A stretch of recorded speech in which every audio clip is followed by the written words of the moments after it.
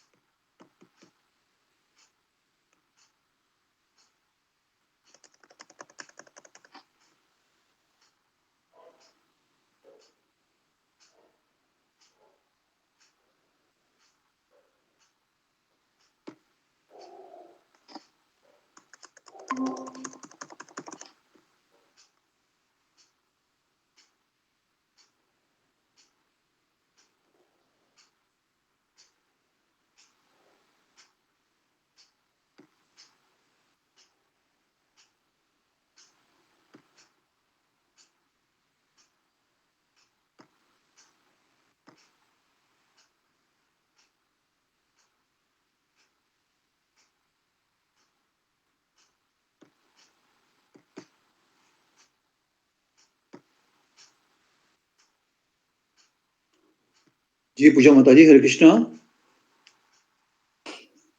जी प्रभु जी। जी माता जी, गुरु वंदना कीजिए माता जी। हरे धन्यवाद। कृष्णा, दंडवत प्रणाम। दोनों प्रणाम प्रभु जी, सब व्यक्ति को दंडों प्रणाम। ओम अज्ञानतिमिरान्धस्य ज्ञानाञ्जनशलाकया चक्षुरुन्मिलितं येन तस्मै श्रीगुरुवे नमः। नमो विष्णुपादाय कृष्णप्रेष्ठाय भूतले श्रीमते भक्तिवेदान्त स्वामिनिति नामिने। नमस्ते सारस्वती देवे गौरवाणी प्रचारिणे निर्विशेष शून्यवादी पाश्चात्य देशतारिणे। जय श्री कृष्ण चैतन्य प्रभु नित्यानंद श्री अद्वैत गदाधर श्रीवासादि गौर भक्तवृंद। हरे कृष्ण कृष्ण कृष्ण हरे हरे, हरे राम राम राम हरे हरे। श्री गुरु चरण पद्मा केवल भक्ति सद्मा। श्री गुरु चरण पद्मा केवल भक्ति सद्मा।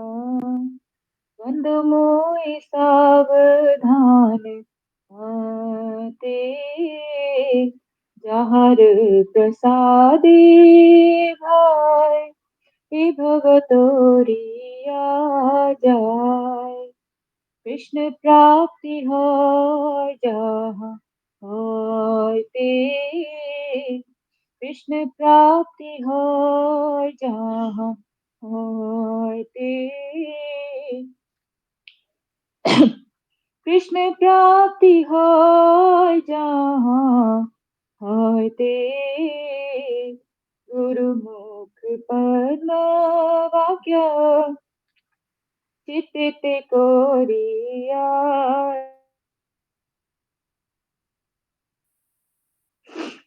আর না করি হো মনে आशा, श्री गुरु चरणी रति। ऐसे उत्तम गति जी प्रसाद पूरे सर्व आशा।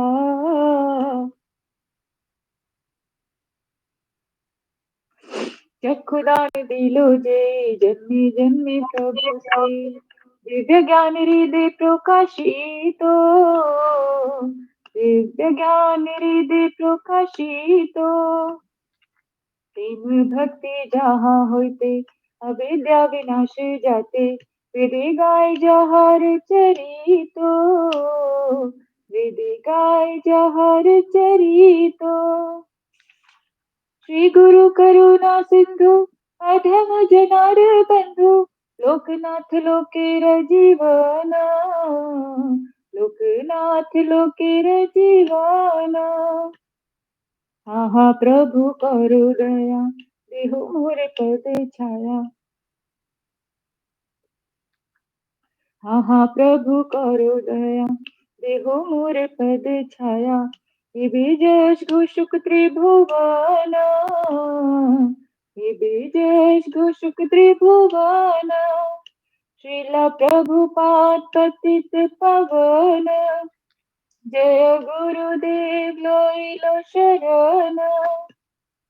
प्रभुपदाय प्रभुपदाय प्रभुपदाय जय प्रभुपदाय, जय जय प्रभुपाद प्रभुपाद प्रभुपाद, जय जय प्रभुपाद, जय जय गुरुदेव गुरुदेव गुरुदेव, जय जय गुरुदेव। निताय गौर हरि बोल हरि बोल हरि बोल, निताय गौर हरि बोल, निताय गौर हरि बोल हरि बोल हरि बोल, निताय गौर हरि बोल। हरे कृष्णा। सभी भक्तों के चरणों में दंडवत प्रणाम। हरे कृष्ण। सभी भक्तों के चरणों में दंडवत प्रणाम। माता जी, आपकी तबीयत ठीक नहीं थी, फिर भी आपने बोला। हमको बोल देते, हम किसी और से बुलवा देते।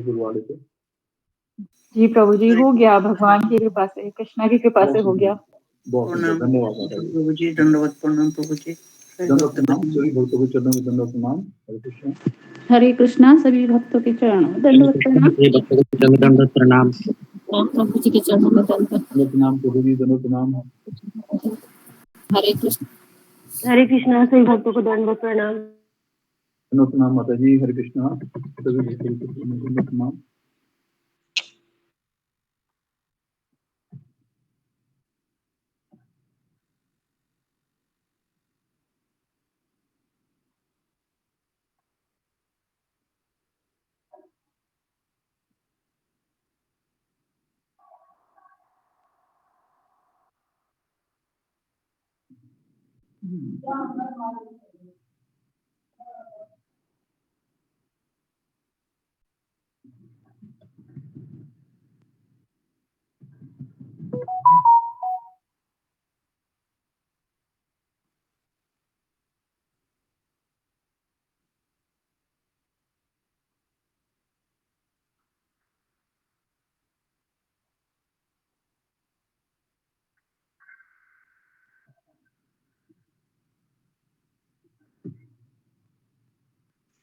हरे कृष्णा। सब प्रभु जी दंडवत प्रणाम।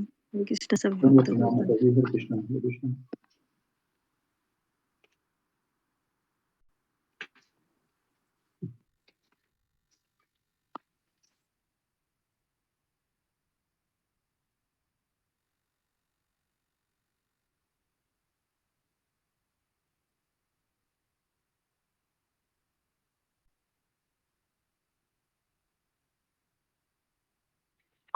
हरे कृष्णा। हरे कृष्णा।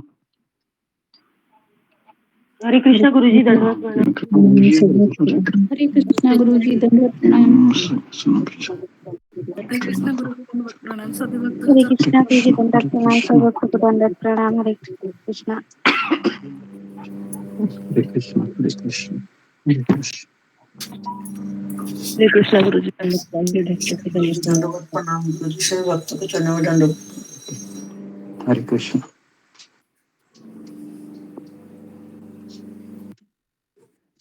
हरे कृष्णा। गुरु जी दंडवत प्रणाम।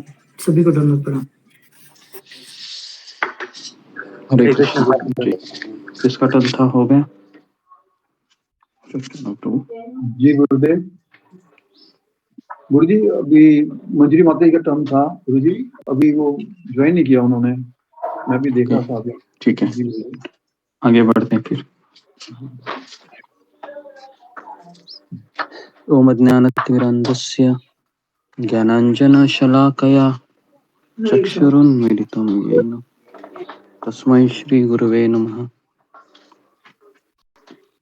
नमो विष्णुपादाय कृष्णप्रेष्ठाय भूतले श्रीमते भक्तिवेदान्त स्वामिनिति नामिने नमस्ते सरस्वती देवी गौरवाणी प्रचारिणे निर्विशेष शून्यवादी पाश्चात्य देश तारिणे।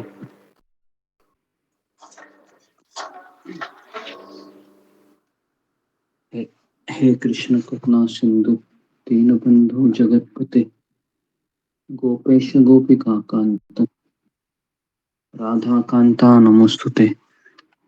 तप्त कांचन गौरांगी राधे वृंदावनेश्वरी वृषभानुसुते देवी प्रणमामि हरिप्रिये वाञ्छाकल्पतरुभ्यश्च कृपा सिन्धुभ्येव च पतितानां पावनेभ्यो वैष्णवेभ्यो नमो नमः। मुखं करोति वाचालं पंगुं लंघयते गिरिं यत्कृपातमहं वन्दे श्रीगुरु दीनतारिणं। जय श्री कृष्ण चैतन्य प्रभु नित्यानंद श्री अद्वैत गदाधर श्रीवासादि गौर भक्तवृंद। हरे कृष्णा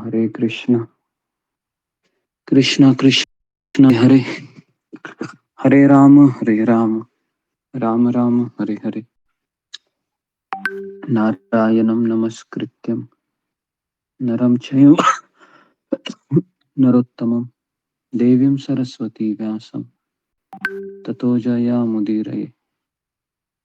नष्टप्रायेषु भद्रेषु नित्यं भागवत सेवया भगवतीरुत्तमश्लोके भक्तिर्भवति नैष्टिकी। कृष्णाय वासुदेवाय देवकी नंदनाय च नंदगोपकुमाराय गोविंदाय नमो नमः।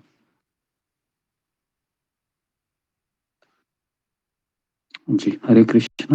तो सबका स्वागत है सत्र में।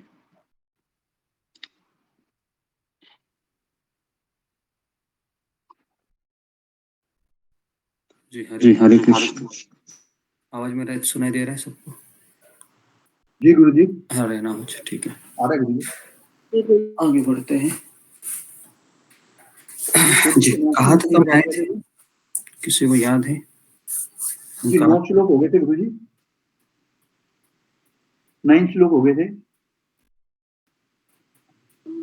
9 श्लोक नहीं हुए थे, 9 पैराग्राफ हुए होंगे। हाँ जी सॉरी पैराग्राफ वही है। एक छोटी सी गुरुजी अनाउंसमेंट भी थी। दंडवत प्रणाम प्रभु जी के चरण में दंडवत प्रणाम सभी माता जी के चरण में दंडवत प्रणाम सभी भक्त गुरु जी के चरणों में दंडवत। गुरु जी और रुपेन शाही माता जी ना, उनके बीएड के एग्जाम हैं और 3 पेपर वही बाकी हैं। और जब भी एग्जाम देते हैं चरणों में मेरा धन्यवाद प्रणाम, सारे प्रभु जी को मेरा धन्यवाद प्रणाम, गुरु जी के चरणों में धन्यवाद प्रणाम। प्रॉब्लम है गुरु जी और वो ठीक से एग्जाम दे नहीं पाती जी, तो आंखें सूज जाती हैं। इसके लिए हम प्रार्थना करते हैं भगवान श्री कृष्ण के चरणों में, गुरुदेव के चरणों में, गुरु जी के चरणों में और समस्त भक्तों के चरणों में अनुरोध करते हैं कि उनके लिए प्रार्थना करें, वो ठीक से अपना एग्जाम दे पाए। जी गुरु जी। और हम सब भक्तों के आध्यात्मिक जीवन के लिए भी प्रार्थना करते हैं। जी गुरु जी धन्यवाद। हरे कृष्ण। जी 3 बार हरे कृष्ण महामंत्र बोलते हैं।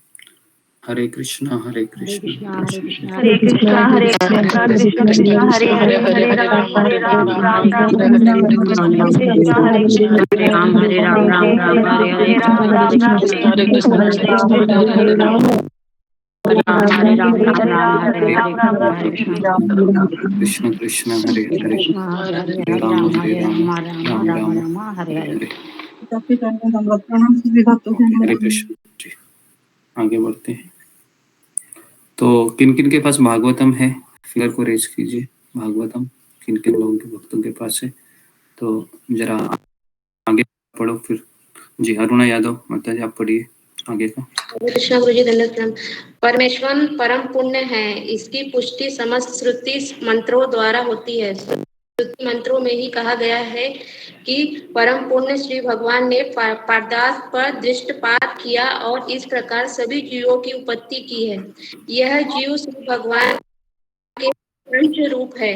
वे ही इस विशाल भौतिक सृष्टि को आध्यात्मिक श्रुलिंग रूपी बीज से अविष्ट करते हैं और इस प्रकार सृजनात्मक शक्तियों काम करना शुरू कर देती हैं, जिससे अनेक आश्चर्यजनक सृष्टियां उत्पन्न होती हैं। नास्तिक यह तर्क कर सकता है कि ईश्वर घड़ी बनाने वाले से अधिक दक्ष नहीं है, किंतु ईश्वर निश्चित रूप से अधिक श्रेष्ठ है, क्योंकि वह यंत्रों के नर तथा मादा दोनों रूपों को बना सकते हैं। फिर यह विविध नर मादा यंत्र ईश्वर द्वारा अधिक ध्यान दिए बिना अपने ये असंख्य यंत्र उत्पन्न करते चले जाते हैं।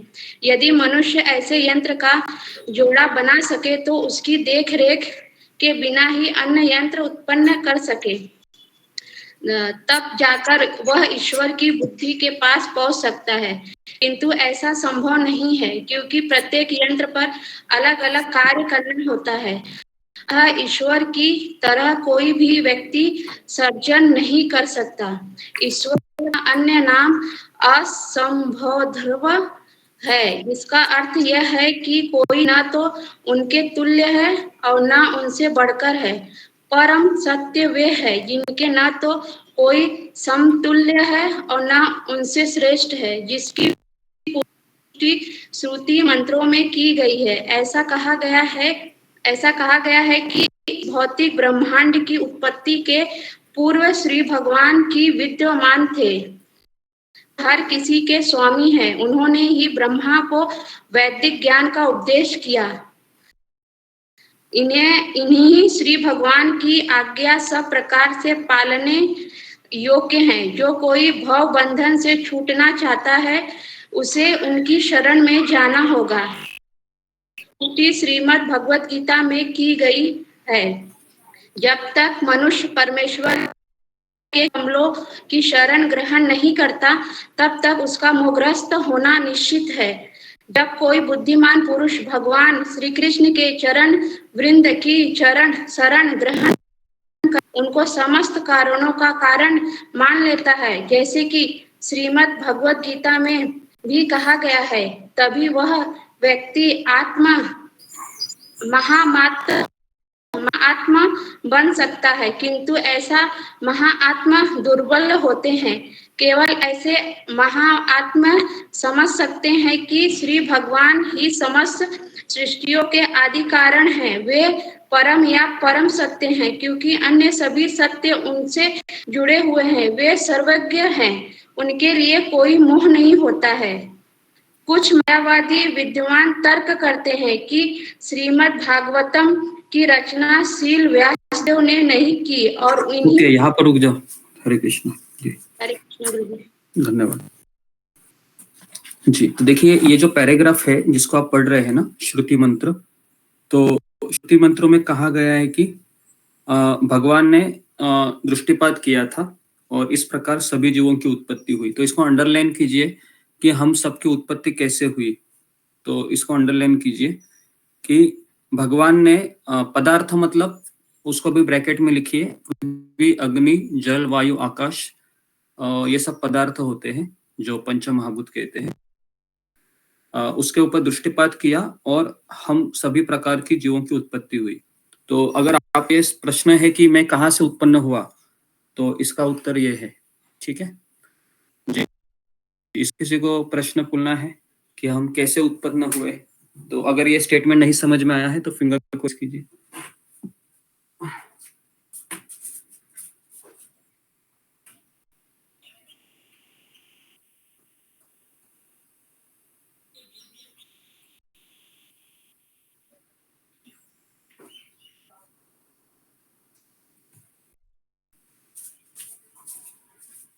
जी ओके।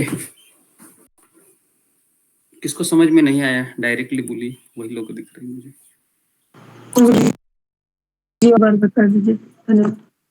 जी ओके। तो ये स्टेटमेंट जरा पढ़िए एक बार, अरुणा यादव माता जी। गुरुजी कौन सी लाइन? वो जो अभी हमने पढ़ी, स्टार्टिंग से एंडिंग वाली। अभी मैंने क्या पढ़ा, पहला पैराग्राफ का, परमेश्वर पूर्ण है, परमेश्वर परम पुण्य है, इसकी पुष्टि समस्त श्रुति मंत्रों द्वारा होती है। श्रुति मंत्रों में ही कहा गया है कि परम पुण्य श्री भगवान ने पदार्थ पर सृष्टिपात किया है और इस प्रकार सभी जीवों की उत्पत्ति की है। यह जीव भगवान के अंश रूप। बस ओके। तो ये सृष्टि की उत्पत्ति कैसे हुई है, तो यहाँ पर बताया गया है कैसे उत्पत्ति हुई है सृष्टि की। तो भगवान ने अपनी आंखों से क्या किया, जैसे अभी हमारे सामने ये जो मेरे सामने दीवार है मान लो, तो पृथ्वी, अग्नि, जल, वायु, आकाश है ना, तो इसको पदार्थ कहते हैं, इसको मैटर कहते हैं। और भगवान ने जब उन पे दृष्टिपात किया तो जीवों की उत्पत्ति हुई। इसको हम कैसे समझेंगे?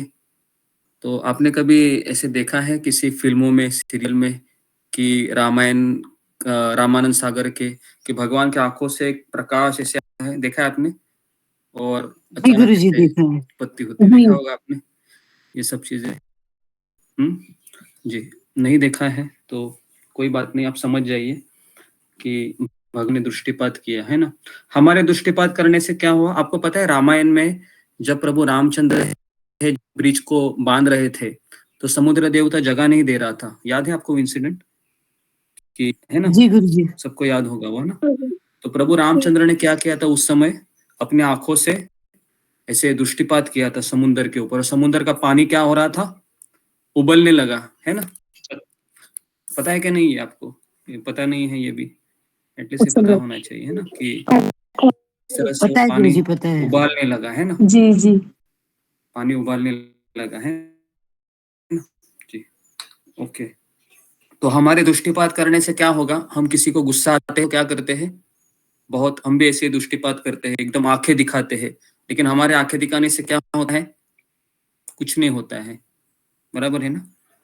भगवान के दृष्टिपात करने से सब कुछ होता है, लेकिन हमारे दृष्टिपात करने से क्या होता है? झगड़ा होता है गुरुजी। झगड़ा होता है। ओके, तो इनका साक्षात्कार है, झगड़ा होता है, ठीक है,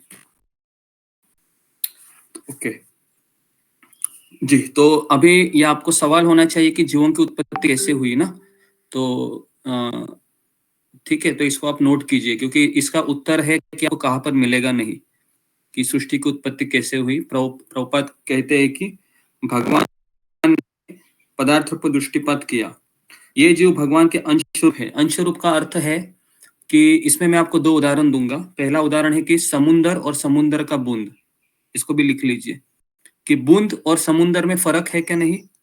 और अग्नि के वो जो चिंगारियां निकलती है, देखा है जब है ना, अग्नि से चिंगारियां निकलती है ना, छोटी छोटी छोटी छोटी, ऐसे हवा में ऐसे ऐसे उड़ती जाती है, देखा है आपने?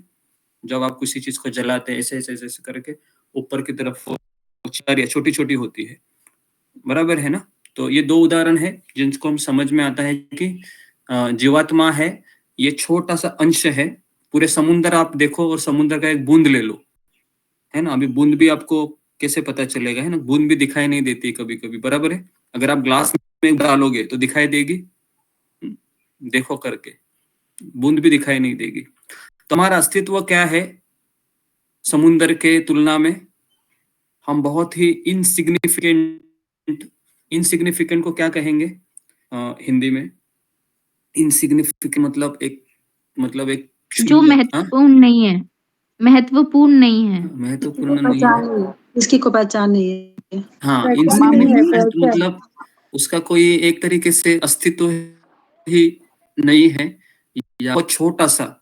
अभी ये छोटा सा जीवात्मा है ना, जब कोई बड़ा कार्य करता है, जैसे अभी मान लो कि चंद्रयान उसने डाल दिया है ना अंतरिक्ष में, तो एक छोटा सा ये जो अंश है वो ये क्या सोचता है? मैंने किसके साथ बराबरी की? मैंने भगवान के साथ बराबरी की, बराबर है? सोचता है ना ऐसे। चंद्रयान डाल दिया हो, या वो मेरिट में फर्स्ट आया हो पता है जो बच्चा मेरिट में फर्स्ट आता है ना, उसका अहंकार बहुत बड़ा होता है, देखा है आपने? वो सबको बोलते रहता है मुझे इतने परसेंटेज मार्क्स मिले हैं, मुझे एडमिशन में यहाँ लेने जा रहा हूँ, तुम्हारे कितने मिले, है ना? तो फिर उसके मित्र का मुंह छोटा सा हो जाता है ना? तो इसलिए ये चीज समझना बहुत जरूरी है कि भगवान के छोटे से अंश है, छोटे से बहुत छोटे से अंश है ना? और ऐसे कितने अंश है भगवान के? कितने अंश है ऐसे? अनलिमिटेड, मतलब कोई काउंटिंग ही नहीं कर सकते हम, है ना? कोई काउंटिंग नहीं है। और ये जब अंश है ना, अभी मान लो ये शरीर में छुड़ गया, तो मेरे बच्चे हैं, मेरी माँ है, मेरे पिताजी है, इनके साथ मेरा कोई कनेक्शन नहीं है, कोई कनेक्शन नहीं, क्योंकि ये भी अंश है, इन्होंने भी अपना कर्म के अनुसार शरीर छोड़ा, तो वो अंश है, दूसरे अंश को भी देखेगा ना, तो उसके साथ कुछ कनेक्शन नहीं बनेगा। समझ में आ रहा है आपको मैं क्या बताना चाह रहा हूँ? आपको समझ जाइए इसको। कि एक अंश है, दूसरे अंश को जब देखेगा, है ना, जब ये शरीर छोड़ के, तो उसको कि समझ में नहीं आएगा कि ये कौन सा अंश है, ये मेरी माँ थी, ये कौन सा अंश है, ये मेरा बेटा था, है ना। तो जब तक राधानाथ महाराज कहते हैं कि हम जब तक एक साथ है भगवान को केंद्र में रखते हुए, तब तक हमारा कोई अस्तित्व है ना। जिस तरह से एक उदाहरण मैं आपको वापस दे रहा हूँ, अभी मान लो एक घड़ी से कोई स्क्रू गिर जाता है, छोटा सा स्क्रू, देखा होगा आपने, कभी कभी छोटा सा स्क्रू घड़ी से गिर जाता है। अभी उस घड़ी के स्क्रू को अगर मैं ऐसे ही देखूं तो उसको कुछ वैल्यू है? उसको कुछ वैल्यू नहीं है। वो छोटा सा स्क्रू हम किधर भी कोने में फेंक देंगे, लेकिन वही स्क्रू वापस घड़ी में हम लगा देंगे तो उस स्क्रू को वैल्यू आ जाएगा? आ जाएगा क्या? नहीं समझ में आ रहा है? तो हम भी उस स्क्रू की तरह है। अभी हम भगवान से अलग हो गए तो हमारा कुछ वैल्यू है? नहीं, हमारा कुछ वैल्यू नहीं है। स्क्रू की तरह है, किसी ने हमें फेंक दिया है, ऐसे ही हम सड़ रहे हैं, है ना, इस संसार में। लेकिन यही स्क्रू वापस भगवान को कनेक्ट होगा तो क्या होगा? कुछ उसका वैल्यू हो जाएगा। ओके। तो इस विशाल भौतिक सृष्टि को आध्यात्मिक स्फुलिंग रूपी बीज से अविष्ट करते हैं। इस प्रकार सृजनात्मक शक्तियां काम करना शुरू कर देती है। अभी देखिए, आध्यात्मिक जगत से जीवात्मा कैसे गिरता है, कौन मुझे बताएगा? फिंगर को रेस कीजिए कि आध्यात्मिक जगत से जीवात्मा नीचे कैसे आता है। कोई बता सकता है? जी सुजाता माता जी, ट्राई करो। आध्यात्मिक जगत से, आध्यात्मिक जगत से हम और आप कैसे आ गए?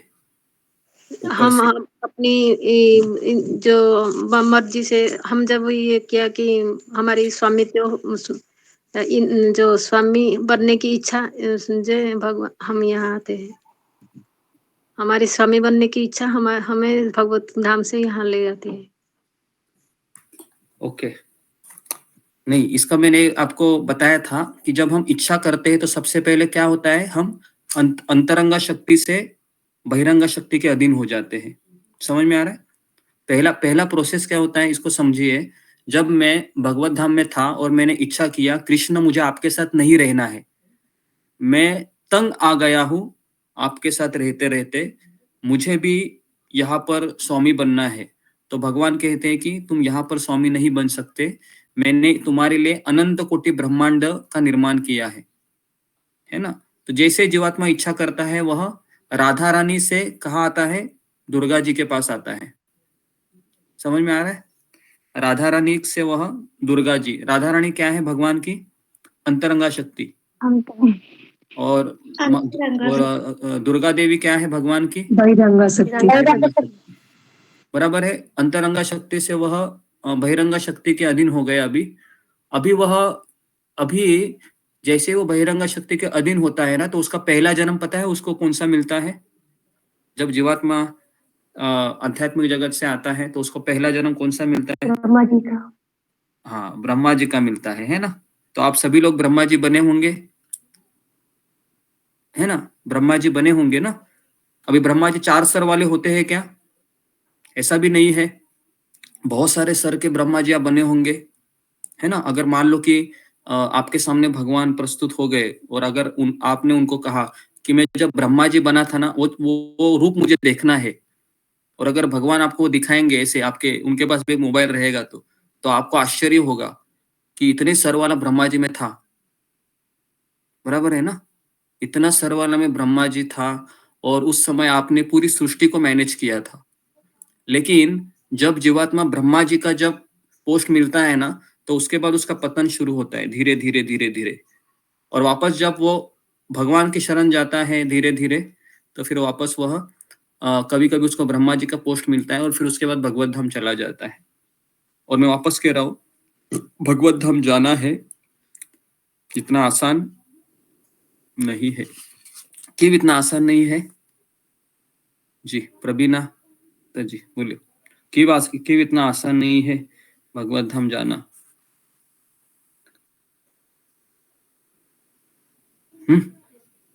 हरे कृष्ण गुरुजी, दंडवत प्रणाम। नहीं बोल पाऊंगी गुरुजी। ओके जी, पूजा डिमरी माता जी बोलो, क्यों भगवत धाम जाना आसान नहीं है या आसान है? सभी भक्तों को दंडवत प्रणाम।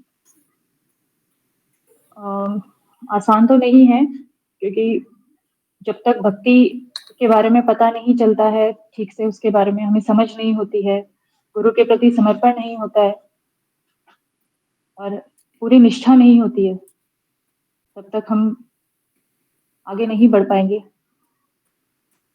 ओके, ठीक है।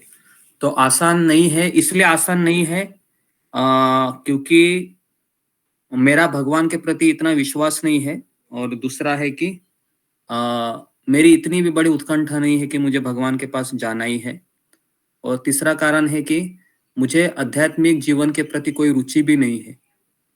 क्या लगता है आपको? हमको रुचि है आध्यात्मिक जीवन के प्रति? थोड़ा सा हम 1 घंटा 2 घंटा कर पाते हैं कैसे, तो बराबर है ना।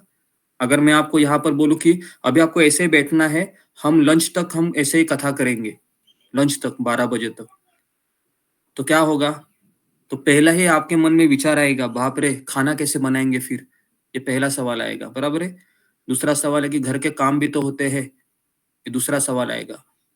तीसरा सवाल आएगा कि पता नहीं हम कैसे बैठ पाएंगे इतना 6 घंटा 4 घंटा, बराबर है ना। क्या लगता है आपको? या आप बैठ जाएंगे? कुछ लोग बोलेंगे भी हाँ करके, लेकिन एक दिन बैठ पाएंगे, लेकिन रोज बैठेंगे ऐसे कंटिन्यू? हमें रुचि नहीं है ना। क्या लगता है? हमें रुचि है? हम में से किसी को भी रुचि नहीं है ना। मुझे भी नहीं है रुचि कि मैं 4 घंटा भागवत करूं, है ना। तो इसके लिए हमें बहुत कठिन होता है कि भक्ति को बनाए रखना, क्योंकि हमारे पास टेस्ट नहीं है। टेस्ट का अर्थ क्या है? रुचि। तो जीवात्मा जब भगवत धाम से नीचे गिरता है तो उसका पहला जन्म ब्रह्मा जी का होता है, और ब्रह्मा जी के बाद उसको इंद्र, और फिर नीचे ऐसे धीरे धीरे धीरे धीरे करके मनुष्य का जन्म मिलता है उसको। और मनुष्य जन्म मिलने के बाद हमेशा वो पाप ही करता है पहले जन्म में तो, और फिर उसको फिर 84 लक्ष योनि में फिर वह भ्रमण करता है। तो कल में ऐसे ही बच्चे आ रहे थे, तो उन्होंने एक नेशनल ज्योग्राफिक ये लगाया था, है ना, यूट्यूब में डिस्कवरी जैसा। तो उसमें मैंने देखा कि एक शेर है ना, शेर है, वह जो जंगली बैल होते हैं, है ना, उसके बच्चे को वह लेके जा रहा था, और इतनी क्रूरता से वह उसको खा रहा था कि ऐसा लगा कि बाप रे कि कैसा ये जीवन है, बराबर है ना। क्या लगता है कि आपने जंगल का अगर लाइव देखा होगा ना, तो वहां के जंगली जानवर कैसे भी खा जाते हैं किसको, है ना। इतना ऐसा लगता है कि पता नहीं ऐसे कितने बार मैंने, है ना, ये दर्द को सहन किया होगा। क्या लगता है ना, हम सब भूल जाते हैं कि हमने कितना सहन। और सबसे बड़ा तो दर्द ये है कि हम जब माँ के पेट में होते हैं, वो भी दर्द आप सोचिए कैसा दर्द होता है वो, है ना। निकलते हैं उस समय भी बहुत कठिनाई होती है। होती है क्या नहीं होती है, या नहीं होती है? जी होती है गुरुजी। ओके जी। तो नास्तिक यह तर्क कर सकता है कि ईश्वर घड़ी बनाने वाले से अधिक दक्ष नहीं है, किंतु ईश्वर निश्चित रूप से अधिक श्रेष्ठ है, क्योंकि उन्होंने 2 यंत्र बनाए हैं। पता है कौन सा? एक नर और मादा, दोनों कितने बच्चे को जन्म दे सकते हैं? अनलिमिटेड, बराबर है, अनलिमिटेड दे सकते हैं। अभी तो ये सब अगर आप देखोगे, पहले दादाजी के कितने बच्चे होते थे? आपके दादा दादी कम से कम 5 बच्चे होते थे, बराबर है। 8-10 भी है। हाँ 5 6 7, है ना। भक्ति विनोद ठाकुर को कितने बच्चे थे? भक्ति विनोद ठाकुर को 11 बच्चे थे, बराबर है, 11 बच्चे थे, है ना, बराबर है। अभी कोई माँ बोलेगी कि 11 बच्चे, तो उनका सबसे पहला सवाल आता है कि इनका एजुकेशन इतना महंगा हो गया है, तो 11 बच्चों को एजुकेशन कैसे देंगे, बराबर है। ये पहला सवाल आता है। तो उनको लगता है कि एक ही बच्चा काफी है, इसको ही हम बड़ा वकील इंजीनियर बनाएंगे, उतना पैसा नहीं हमारे पास। तो ये गलत सोच है, सही सोच है? गलत सोच है, गलत सोच। ये गलत सोच है। क्योंकि अगर कोई जीवात्मा यहाँ पर आना चाहता है तो आप उसको मना कर सकते हैं क्या? नहीं रोक सकते। नहीं कर सकते, मना नहीं कर सकते, है ना। आना चाहते हैं तो उसको आने दो। अगर वो अपने कर्म लेके आया है तो इंजीनियर डॉक्टर कौन बनाएगा उसको? आप बनाएंगे या भगवान बनाएंगे? भगवान बनाएंगे। लेकिन हम सोचते हैं कि, है ना, हम 2 हमारे 2, है ना, अभी 2 भी नहीं होते, अभी एक ही होते हैं। अगर किसी को संतान नहीं होती है तो मैंने देखा है दोनों व्हाट्सएप में घूमते रहते हैं होते कोई जिम्मेदारी नहीं है, बराबर ना। तो अभी ऐसा चल रहा है। ठीक है। तो ये नर और मादा ये दोनों यंत्र है ना, और नर मादा ये कितने असंख्य यंत्र उत्पन्न कर सकते हैं। असंख्य यंत्र मतलब अभी मान लो किसी माँ को बेटी हो गई, वो बड़ी होगी, है ना, वापस वो भी संतान उत्पन्न करेगी, बराबर है, फिर वो भी बड़ी होगी। तो ऐसे प्रभुपाद लिखते हैं कि असंख्य यंत्र उत्पन्न कर सकते, असंख्य, है ना। तो क्या हमने ऐसा कोई यंत्र बनाया है लेबोरेटरी में? अभी मान लो मैं घड़ी को बनाता हूँ, तो वो घड़ी दूसरे घड़ी को जन्म दे सकती है? या मैं वॉशिंग मशीन बनाता हूँ या मोबाइल बनाता हूँ, तो एक मोबाइल दूसरे मोबाइल को जन्म दे सकता है? नहीं। नहीं, है ना। अगर ऐसा होता तो कितना अच्छा होता था ना, बराबर है। ऐसे 2 मोबाइल साथ में रखते थे और कल सुबह हो गया 3 मोबाइल। ऐसा हो सकता है? तो ऐसा नहीं हो सकता है, बराबर है ना। तो इसके लिए यहाँ पर बताया गया है कि मनुष्य ऐसे यंत्र का जोड़ा बना सके तो उसकी देखरेख के बिना ही अन्य यंत्र उत्पन्न कर सकते हैं, तब जाकर वह ईश्वर की बुद्धि के पास पहुंच सकता है। तो भगवान की बुद्धि तक पहुंचना है, सबको संभव नहीं है। क्यों संभव नहीं है? क्योंकि भगवान का दिमाग कितना चलेगा ये हमको पता है क्या? भगवान क्या कर सकते हैं? बराबर है। एक स्टोरी पता है ना आपको कि एक बार एक नारद मुनि है, वह भगवान ने नारद मुनि को कहा कि तुम नीचे चले जाओ और किसी को भगवत धाम का फ्री टिकट दे दो करके। तो भगवान ने ऊपर से देखा, नारद मुनि को दिखाया कि वहां पर देखो 2 लोग हैं, एक मंदिर का पुजारी है और दूसरा कौन है? मोची है। पता है ना, मैंने स्टोरी सुनाई थी, मोची है। तो नारद मुनि जाते हैं और पहले तो नारद मुनि कहते हैं भगवान को कि मुझे लगता है कि वो पुजारी आएगा भगवान के पास, लेकिन भगवान कहते हैं कि वो मोची आएगा। तो नारद मुनि को आश्चर्य होता है। तो भगवान कहते हैं कि तुम जाओ उनके पास और दोनों को एक ही सवाल पूछो। क्या पूछो? कि वो पूछेंगे तुमको मैं क्या कर रहा था, तो तुमको क्या बताना है कि मैं सुई के नोक से हाथी को निकाल रहा था, बराबर है। क्या भगवान सुई के नोक से हाथी को निकाल सकते हैं? निकाल सकते हैं। निकाल सकते हैं ना। जी जी, ओके। तो वो नारद मुनि है, वह सबसे पहले पुजारी के पास जाते हैं और पुजारी कहता है कि भगवान क्या कर रहे थे? तो नारद मुनि कहते हैं कि भगवान सुई के नोक से हाथी को निकाल रहे थे। तो पुजारी जोर जोर से हंसने लगा। वो कहने लगा कि क्या भगवान ऐसे कर सकते हैं? नारद मुनि, आपको क्या लगता है, क्या ऐसा कभी संभव है? तो नारद मुनि समझ गए कि इसकी श्रद्धा नहीं है, ये केवल पुजारी का काम कर रहा है यहाँ पर। तो फिर मोची के पास गए और फिर मोची ने कहा कि जी नारद जी आप बैठिए, भगवान क्या कर रहे थे मेरे श्याम सुंदर? तो नारद मुनि कहते हैं कि भगवान है सुई के नोक में से हाथी को निकाल रहे थे। जैसे वो सुनते हैं तो उनके आंखों से पानी आता है। क्यों आता है? क्योंकि उनको पता है कि भगवान क्या नहीं कर सकते। तो नारद मुनि तो उनका एक टेस्ट लेता है, कहता है कि आपको इसमें विश्वास होता है क्या मोची? ये देखो सुई की नोक है मेरे पास और हाथी भी कितना बड़ा होता है, क्या जा सकता है? तो क्या उत्तर देता है वो मोची? कौन बताएगा? फिंगर को रेज कीजिए। छोटे से बीज से इतना बड़ा। जी बोलो रंजना माता जी, आप शुरुआत किए हैं तो।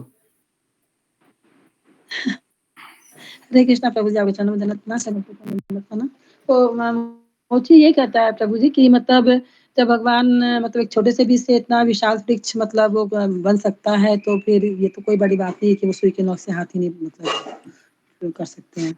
जी, तो उन्होंने क्या उत्तर दिया कि एक वटवृक्ष के बीच में ऐसे करोड़ों वटवृक्ष खड़ा हो सकता है ना।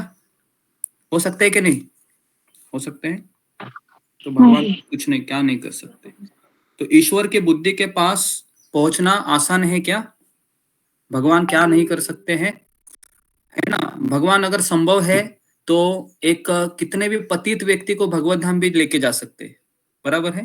जैसे अजामिल था, है ना। अजामिल ने क्या किया था? सारे पाप किए थे, लेकिन उनको लेके गए ना इसी जन्म में, गए कि नहीं? जी, तो भगवान कुछ भी कर सकते हैं। गुरुजी पर वो नाम की महिमा के लिए कर रहे थे, क्षमा कीजिएगा, पर वो तो नाम की महिमा को नाम की बताने के लिए भगवान ने लिए ऐसा करवाया था। उसने पाप भी किए थे सारे। तो ईश्वर का अन्य नाम असामर्थ्य है, जिसका अर्थ है कि कोई न तो उनके तुल्य है न उनसे बढ़कर है। परम सत्यम वे है जिनके न तो कोई समतुल्य है न उनसे श्रेष्ठ है। इसकी पुष्टि श्रुति मंत्रों में की गई है। ऐसा कहा गया है कि इस भौतिक ब्रह्मांड की उत्पत्ति के पूर्व भगवान ही विद्यमान थे, जो हर किसी के स्वामी है। तो कौन उत्पन्न थे? ब्रह्मांड की उत्पत्ति के पहले भगवान अकेले ही थे, भगवान अकेले थे, है ना। फिर भगवान ने इन अंशों को क्यों निर्माण किया? जीवात्माओं को क्यों निर्माण किया? क्या कारण था उनको निर्माण, हमको निर्माण करने के पीछे भगवान का क्या कारण था? फिंगर को रेज कीजिए। अगर इस प्रश्न का उत्तर अगर आप दे पाएंगे तो आपको, है ना, 50-60% समझ में आएगा कि ये सृष्टि भगवान ने क्यों निर्माण किया, अध्यात्म इतने अनंत कोटि वैकुंठ लोग क्यों निर्माण किए। जी, ओके, जी जी जी जी जी जी, ओके जी। शिनू मिश्रा, तो जी। हरे कृष्ण प्रभु जी, धन्यवाद प्रणाम। भगवान ने अनंत लोगों के लिए मतलब वो की थी सृष्टि, इसलिए क्योंकि हमारी अनंत इच्छाएं हैं, अनंत इच्छाओं को पूरा करने के लिए अनंत लोग हैं। Okay, next. क्या यही उत्तर है सबका? ओके जी, नेक्स्ट अशोक चावला प्रभु। क्यों इतने सारे अंशों की उत्पत्ति की भगवान ने? आपको हमें क्यों बनाया? हम तो भगवान की लीला के अंश हैं गुरु जी। अपनी लीला के लिए उन्होंने उत्पत्ति की, विस्तार के लिए उत्पत्ति की, ताकि सब लोग जो भगवत धाम जा सकें। नहीं नहीं, ये भी इसका उत्तर नहीं है। लीला के लिए, है ना। आप थोड़ा सा और थोड़ा सा, है ना, मुझे इसका उत्तर आप लोगों से चाहिए कि भगवान ने हमको क्यों निर्माण किया। जी, पूजा डिमरी माता जी।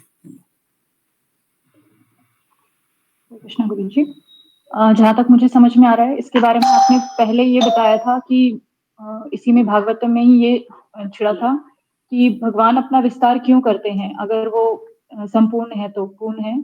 तो आपने ही बताया था कि उन्हें रसराज कहा जाता है और सारे अलग अलग तरीके के जो संबंध हैं उनका रसों का आस्वादन करने के लिए वो अलग अलग अपने आप को अपना विस्तार करते हैं, और उसी में हम ये अंश भी आ जाते हैं।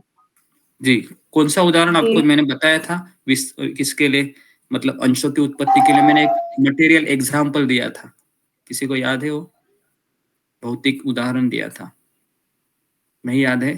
किसी को याद है?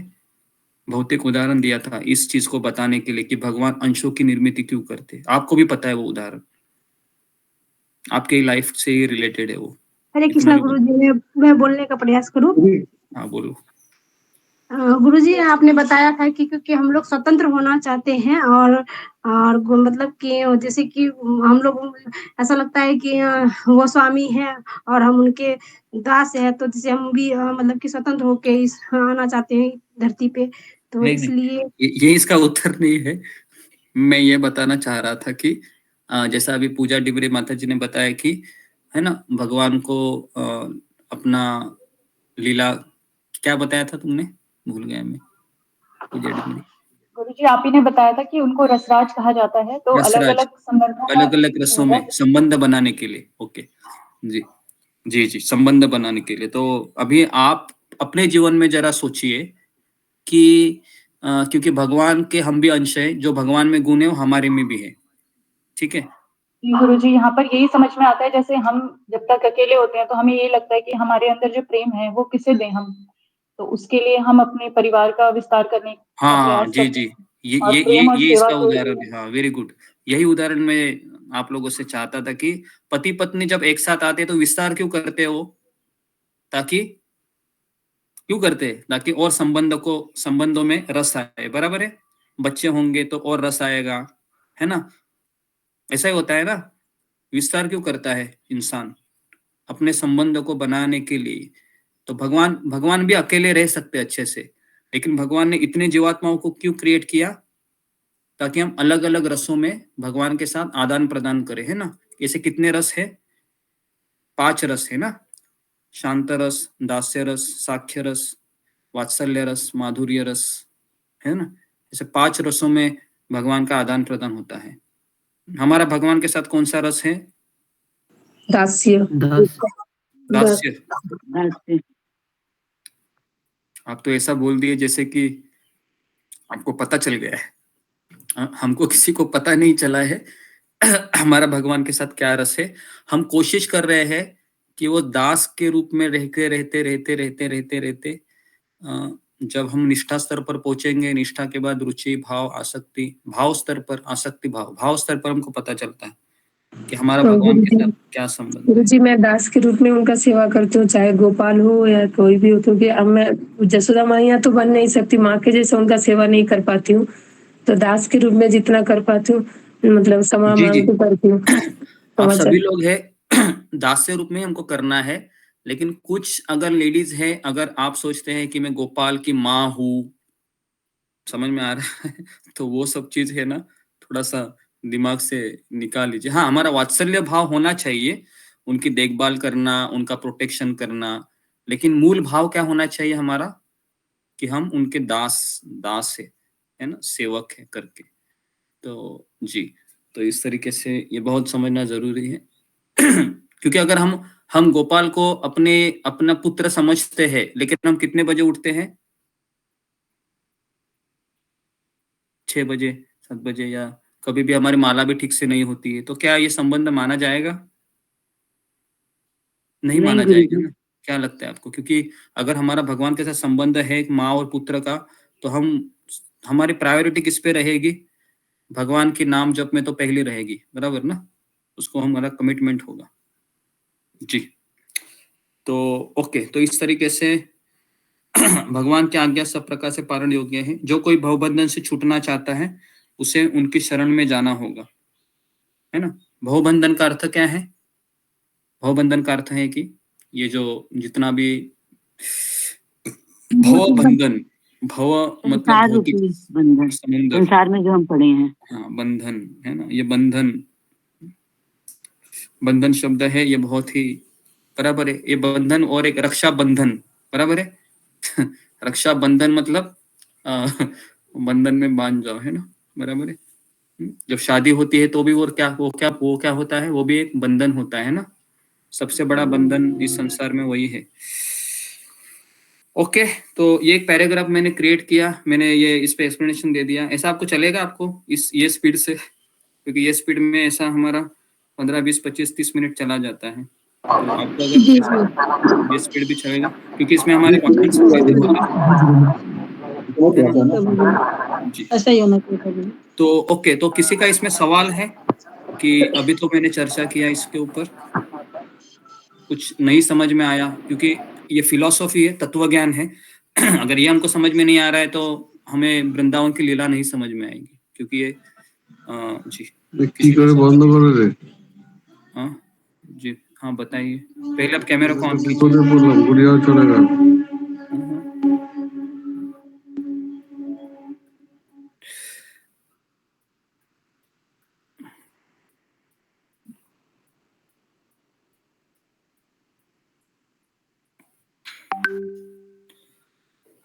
ओके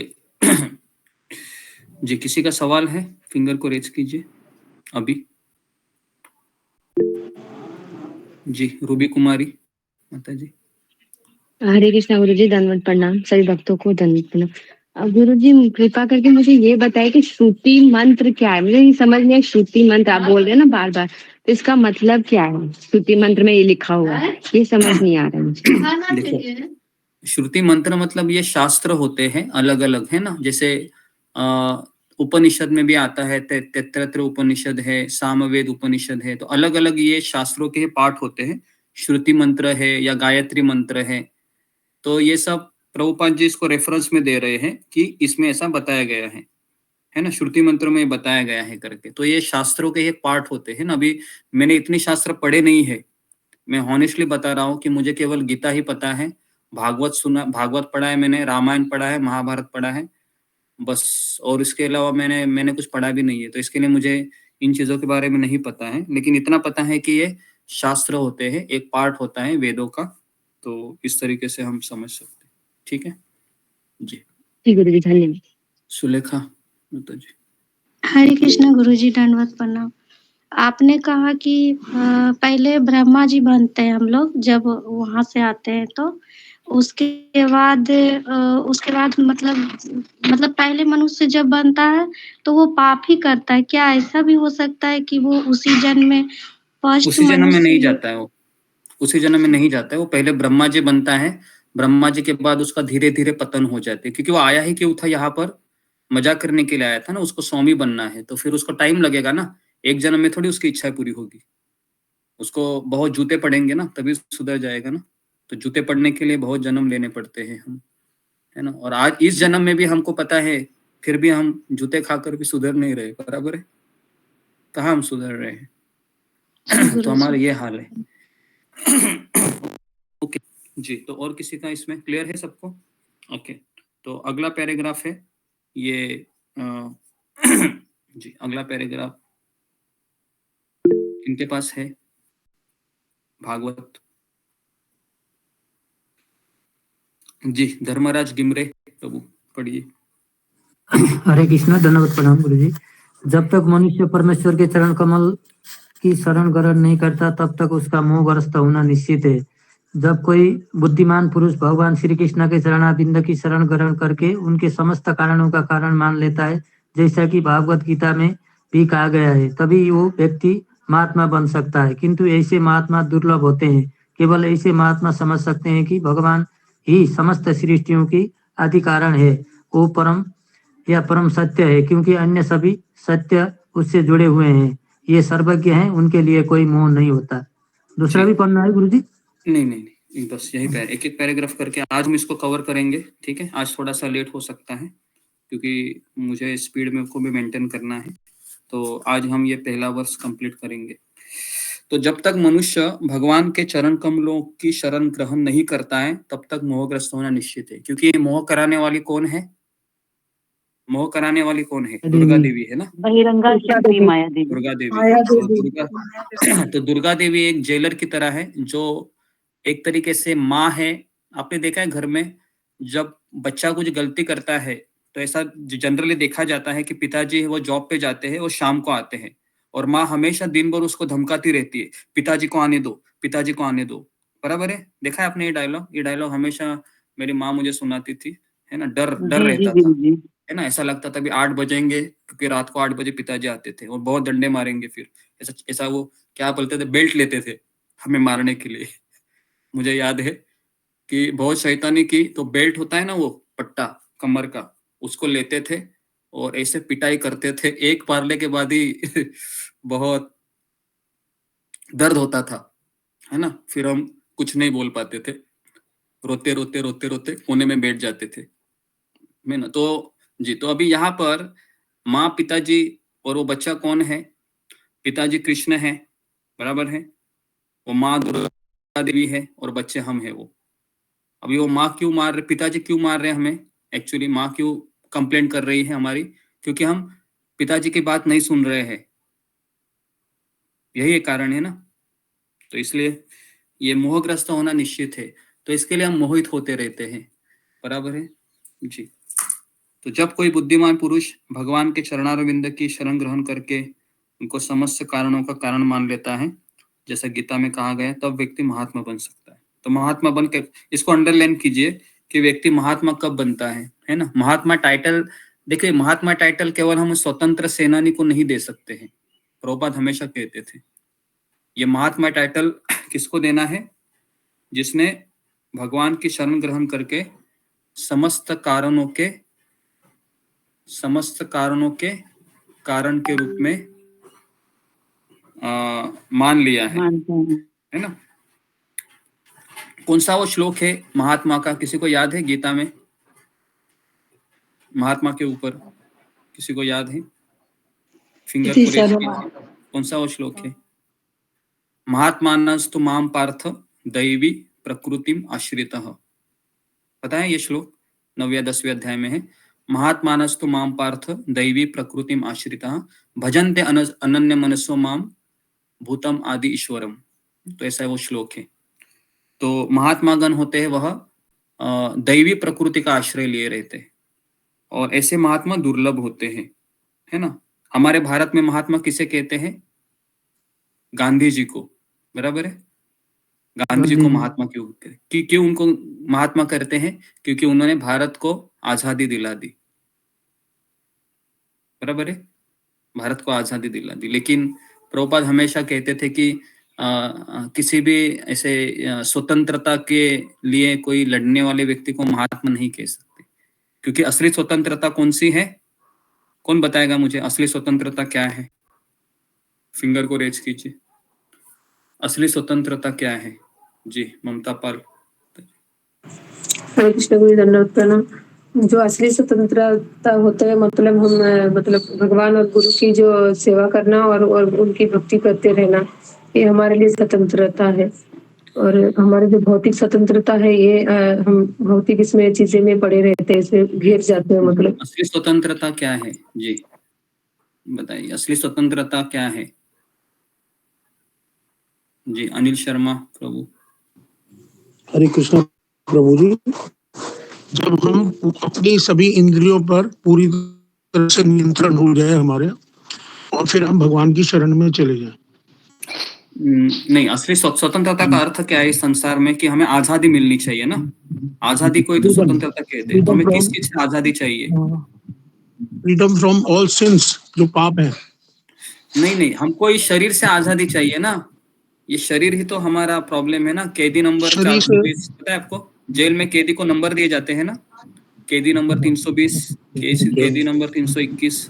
तो ये मेरा शरीर भी एक नंबर है ना। आपने देखा है जेल से बाहर जैसे जाता है तो उसको पहले क्या किया जाता है? उसका कपड़ा बदल दिया जाता है ना, बराबर है। तो कपड़ा बदल दिया जाता है ना। वो जेल से बाहर आता है तो देखा है कि नहीं आपने? अमिताभ बच्चन का एक फिल्म भी है कूली करके, ड्रेस मिलती है उसको, ड्रेस। जी जी जी तो उसमें उसने एक जेल में एक एक्टिंग किया है ना। ऐसे अब फिल्मों में देखा तो होगा ना आपने कि उसको किस तरह से वो जेल का कपड़ा पहनाते हैं, है ना, बराबर ना। और फिर बाहर छूटने के बाद वो नॉर्मल कपड़े पहनता है ना। तो उसी को आजादी कहेंगे ना। जेल के कपड़ों को छोड़ के, है ना, अपने ओरिजिनल कपड़े पहनना। ओरिजिनल कपड़ा कौन सा है मेरा? सच्चिद आनंदमय, बराबर है ना। ओरिजिनल कपड़ा कौन सा है मेरा? सच्चिद आनंदमय मेरा कपड़ा है। तो उसको जब मैं पहनूंगा तो फिर मैं नेचुरल, वही तो मेरी आजादी है ना, वही मेरी आजादी है।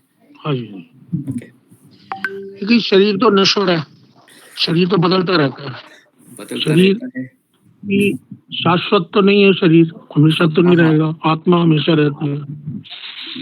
तो शरीर से आजादी होने से तो हमें आजादी नहीं मिली, फिर दूसरा शरीर मिल जाएगा, फिर वो बंधन का कारण बन जाएगा। हाँ, तो अभी आपको शरीर लेना है या नहीं लेना है? शरीर तो हमारे हाथ में नहीं ना, शरीर तो लेना पड़ेगा। आपके हाथ में है ना। जैसे हम कर्म करेंगे, आप माला करेंगे तो आपको नया शरीर मिलेगा, आपके हाथ में है। क्या गुरु का आश्रय लेना हमारे हाथ में नहीं है? क्या भगवान का भक्ति करना हमारे हाथ में नहीं है? हमारे हाथ में है ना। प्रयत्न करेंगे, लेकिन शरीर क्या मिलेगा हमें, ये तो भगवान की इच्छा है या हमारे कर्म है। ठीक है, ओके, आगे बढ़ते हैं। हरे कृष्ण जी। आगे है ये पैराग्राफ है जी, पूजा डिमरी जी, इस पैराग्राफ को पढ़ो आगे का। जी गुरु जी। कुछ मायावादी विद्वान तर्क करते हैं कि श्रीमद् भागवतम की रचना श्रील व्यासदेव ने नहीं की, और इन्हीं में से कुछ लोग अपने विचार रखते हैं कि यह ग्रंथ आधुनिक रचना है और इसे बोबदेव नामक किसी व्यक्ति ने लिखा है। ऐसे व्यर्थ के तर्कों का खंडन करते हुए श्रील श्रीधर स्वामी कहते हैं कि कई प्राचीनतम पुराणों में भागवतम शब्द का उल्लेख हुआ है। श्रीमद् भागवतम का प्रथम श्लोक गायत्री मंत्र से प्रारंभ होता है। इसका उल्लेख प्राचीनतम पुराण मत्स्य पुराण में है। उस पुराण में श्रीमद् भागवतम में आए गायत्री मंत्र का उल्लेख करते हुए कहा गया है कि आध्यात्मिक उपदेशों से युक्त अनेक कथाएं हैं जो गायत्री मंत्र से प्रारंभ होती हैं, और उसमें वृत्रासुर का इतिहास दिया गया है। यह भी उल्लेख है कि जो कोई पूर्णिमा के दिन इस महान ग्रंथ का दान करता है उसे जीवन की सर्वोच्च सिद्धि प्राप्त होती है और वह श्री भगवान के धाम वापस जाता है। अन्य पुराणों में भी श्रीमद् भागवतम का संदर्भ आया है जिसमें यह स्पष्ट कहा गया है कि यह ग्रंथ 12 स्कंधों में पूर्ण हुआ है, जिसमें 18,000 श्लोक हैं। पद्म पुराण में भी गौतम तथा महाराज अम्बरीश की वार्ता में श्रीमद् भागवतम का उल्लेख हुआ है। वहां पर राजा को उपदेश दिया गया कि यदि वे भव बंधन से मोक्ष चाहते हैं तो नियमित रूप से श्रीमद् भागवतम का पाठ करें। ऐसी परिस्थितियों के अंतर्गत श्रीमद् भागवतम की प्रामाणिकता असंदिग्ध है। विगत 500 वर्षों में अनेक प्रकांड विद्वानों तथा आचार्यों तथा श्रील जीव गोस्वामी, श्रील सनातन गोस्वामी, श्रील विश्वनाथ चक्रवर्ती, श्रील वल्लभाचार्य तथा श्री चैतन्य महाप्रभु के पश्चात भी अनेकानेक प्रसिद्ध विद्वानों ने श्रीमद् भागवतम पर विशद टीकाएं की हैं। गंभीर विद्यार्थी को दिव्य उपदेशों के अधिक आस्वादन के लिए इन सबके अध्ययन का प्रयास करना चाहिए। ओके, आगे भी बढ़ना है? जी, ओके जी। तो अब आगे बढ़ने से पहले थोड़ा सा हम पीछे की तरफ जाके रिकैप करते हैं। तो आज हमने आपको पहला बताया था कि अंशों की उत्पत्ति कैसे होती है ना। तो उसके लिए हमने क्या कारण देखा था कि भगवान विस्तार करना चाहते हैं ना, अपना अलग अलग रसों में आस्वादन करना चाहते हैं। फिर हमने घड़ी का एग्जाम्पल क्यों दिया था, घड़ी और स्क्रू का एग्जाम्पल दिया था, याद है आपको? अगर स्क्रू घड़ी से अलग हो जाता है तो स्क्रू को वैल्यू होती है? कोई वैल्यू नहीं होती है। लेकिन वो स्क्रू घड़ी से वापस लगता है तो उसको वैल्यू होती है? जी होती है। जी, तो ये एग्जाम्पल दिया था। फिर हमने कौन सा एग्जाम्पल दिया था कि समुद्र और समुद्र की बूंद और अग्नि की चिंगारियां, बराबर, ये भी एक एग्जाम्पल दिया था इस समझने के लिए। फिर हमने, क्योंकि हम सब लोग लिख रहे हैं ना इसको, फिर हमने भगवान ने नर और मादा जैसे 2 यंत्र बनाए हैं, वो भी लिखा आपने, किस तरह से भगवान असंख्य यंत्र प्रोड्यूस करते हैं। ओके जी, ठीक है। तो आगे बढ़ते अभी ये कि कुछ मायावादी विद्वान तर्क करते हैं कि भागवतम की रचना व्यासदेव ने नहीं की। किसने की है फिर? वोपदेव नामक किसी व्यक्ति ने लिखा है। आपने कभी सुना है ये ऐसे कि भागवतम ये वोपदेव ने लिखा है कहीं से? प्रभुपाद लिखते हैं इसमें कि कुछ लोग ऐसा सोचते हैं कि व्यासदेव ने भागवत नहीं लिखा है, वोपदेव ने लिखा है।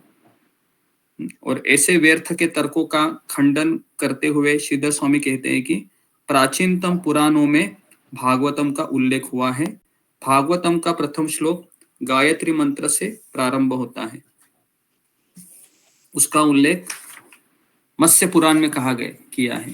तो इसको भी नोट कीजिए कि मत्स्य पुराण में लिखा हुआ है कि भागवत का प्रथम श्लोक गायत्री मंत्र से प्रारंभ होता है। अगर हम में से मान लो कोई लोग मत्स्य पुराण, शिव पुराण, ये सब 18 पुराण पढ़ेंगे तो क्या हमारा पढ़ना होगा इस मनुष्य जन्म में? मान लो हम 18 पुराण, 108 उपनिषद पढ़ सकते हैं? हम नहीं पढ़ सकते हैं ना। क्या पढ़ सकते हैं? नहीं पढ़ सकते गुरुजी। शिव पुराण है, गरुड़ पुराण है, फिर इतने सारे 108 उपनिषद है ना। तो जिन्होंने मुझे भक्ति में लाया ना, तो उपनिषद बहुत पढ़ते थे। तो एक बार हम बैंगलोर में गए थे, 2011 की बात है ये, 2011-12 में।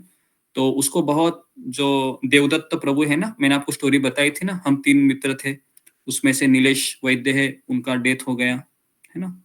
और ये देवदत्त प्रभु थे, उनको बहुत इच्छा थी अलग अलग शास्त्र पढ़ने की। तो हम दोनों उस समय गए थे, बैंगलोर गए थे, इसके लिए उपनिषद खरीदने के लिए। मुझे उसमें कोई रुचि नहीं थी, लेकिन ये देवदत्त प्रभु को बहुत इच्छा थी उपनिषद पढ़ने की, है ना, उसको पढ़ने बहुत की इच्छा थी। तो उसने इतना बड़ा 10,000 के उपनिषद खरीद लिए थे, इतने से छोटे छोटे होते हैं।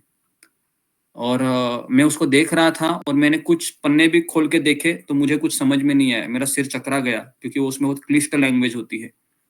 लेकिन उसको पढ़ने में बहुत रुचि थी वो, है ना। लेकिन इतनी किताबें पढ़कर उसका परिणाम ये हो गया कि वो बहुत ही संशय टाइप हो गया थोड़ा सा, हर चीज में वह कोटेशन देखने लगा फिर। और फिर धीरे धीरे फिर भक्ति में चला गया हो। तो ज्यादा किताब पढ़ना नहीं चाहिए, मैं उनसे सीखा। जो प्रभुपाद ने जो किताब दिए है वही पढ़नी चाहिए। प्रभुपाद के किताबों के अलावा हम मत्स्य पुराण, शिव पुराण ये सब पढ़ेंगे तो क्या होगा? हमारा माथा खराब हो जाएगा, है ना। तो इसलिए हमें ये ज्यादा पुराण, 108 उपनिषद, ये सब चीजों से अच्छा है कि हम भागवत पढ़े। भागवत में सब है। ओके, तो जी, तो इस तरीके से आध्यात्मिक उपदेश से युक्त अनेक कथाएं हैं। किसमें है? भागवतम में है।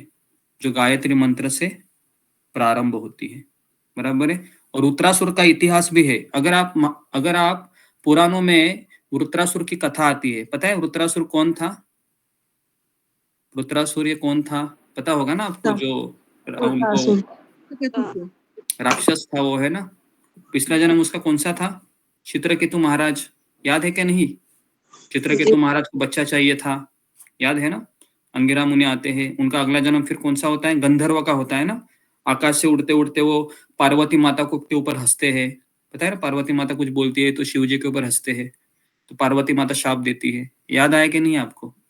ये भी कथा हमने बताई थी, है ना। उसके बाद फिर अगला जन्म क्या शाप देती है वो पार्वती माता उस चित्रकेतु महाराज को? कि तुम राक्षस बन जाओ, राक्षस बनने का। और अगला जन्म कौन सा होता है उनका? वृत्रासुर, है ना। वृत्रासुर इंद्र का फाइटिंग होता है बहुत जोर जोर से। और पुराणों में हीरो किसको बनाया है? इंद्र को हीरो बनाया है। लेकिन भागवत में हीरो किसको बनाया है? वृत्रासुर को हीरो बना दिया, क्योंकि वह भगवान का स्मरण करते करते लड़ा। पता है ना, वृत्रासुर इंद्र को बोलता था मुझे मारो करके, क्योंकि मैं मरूंगा, मैं भगवत धाम जाऊंगा। क्योंकि वृत्रासुर ये भगवान का भक्त था, लेकिन वो राक्षस योनि में होने के कारण उसको, है ना, वह अलग अलग तरीके से देवी देवताओं के ऊपर आक्रमण करता था।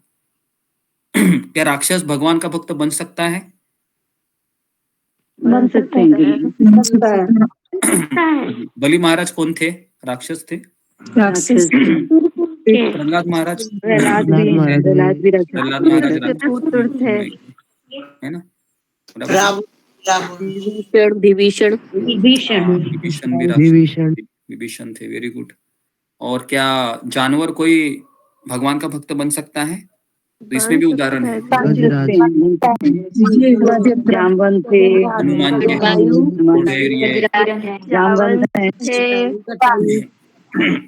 जी जी जी जी, सबको पता है अभी, है ना। ओके, आगे बढ़ते हैं। तो जो कोई पूर्णिमा के दिन इस महान ग्रंथ का दान करता है उसे सर्वोच्च सिद्धि प्राप्त होती है, वो भगवान के धाम वापस जाता है। तो अगर आपको इस ग्रंथ का दान करना है तो इसका सबसे बड़ा तिथि कौन सा है? भाद्रपद पूर्णिमा, पता है आपको? भाद्रपद पूर्णिमा में इस ग्रंथ का दान दिया जाता है। भाद्रपद पूर्णिमा, उस समय अगर आप ये दान देंगे किसी को तो आप कहाँ जाओगे? भगवत धाम जाओगे। भगवत धाम जी।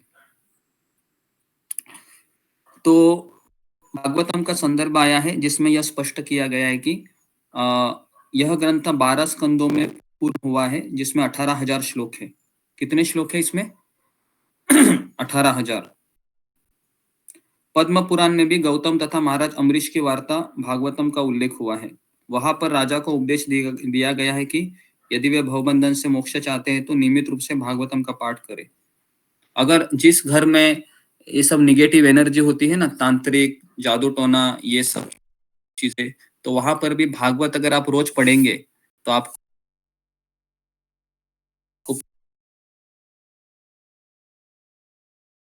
देगा। लड़ाई की थी, याद है ना आपको? जो है ना, जो उनके परिवार के ऊपर जादू टोना कर रहा था, तो भागवत पढ़ रहे थे ऐसे कंटिन्यूस, है ना। क्योंकि भागवतम कौन है? ये भगवान कृष्ण है ना, भगवान कृष्ण है ये भागवत। किसी को डाउट है? हमको नहीं, हमें डाउट नहीं होना चाहिए कि ये भागवतम है ना। तो अभी ये कृष्ण को लेकर हम बैठे हैं गोदी में।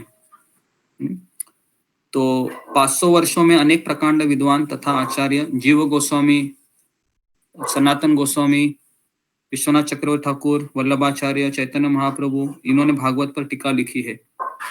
तो गंभीर विद्यार्थी को दिव्य उपदेशों के अधिक आस्वादन के लिए इन सब का अध्ययन करना प्रयास करना चाहिए। तो ये टीका है, प्रभुपाद जी की टीका है। अगर आप सनातन गोस्वामी की टीका पढ़ेंगे तो उसमें आपको कुछ और चीजें मिलेंगी। जीव गोस्वामी की टीका पढ़ेंगे तो उसमें और चीज आपको मिलेगी।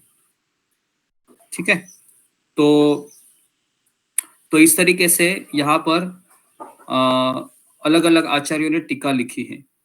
आपको पता है शिल प्रभुपाद ने भागवत कैसे लिखा है? आपको भागवत कैसे लिखा? तो प्रभुपाद जी 12 आचार्यों के ऐसे टीका लेके बैठे थे, ऐसे बड़े बड़े ऐसे, और सब 12 के 12 टीकाएं पढ़ते थे वो। समझ में आया क्या? उसके बाद वो लिखते थे भागवतम के तात्पर्य। ये ऐसा नहीं कि प्रभुपाद ने तुरंत बस अपना शुरू किया, ऐसा नहीं थे। ये सारे शब्द है ना, प्रभुपाद ने 12 से 15 आचार्यों की जो टीकाएं होती है ना, उनसे उठाकर ये भागवत लिखी है।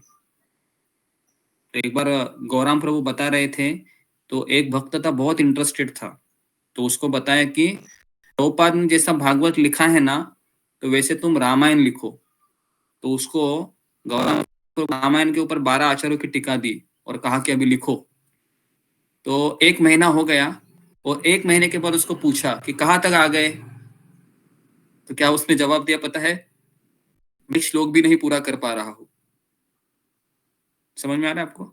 ये किताब लिखना है आसान बात नहीं है कि कोई भी शास्त्र का, है ना। तो इस तरीके से जी, तो ये हो गया। अभी आखिरी पैराग्राफ है अभी जी, आखिरी पैराग्राफ जी। कौन पढ़ना चाहेगा? फिंगर को रेज कीजिए, इनके पास भागवत है। मैं पढ़ूं गुरु जी? मैं पढ़ूं? हाँ ठीक है, पढ़िए। हरे कृष्णा प्रभु जी।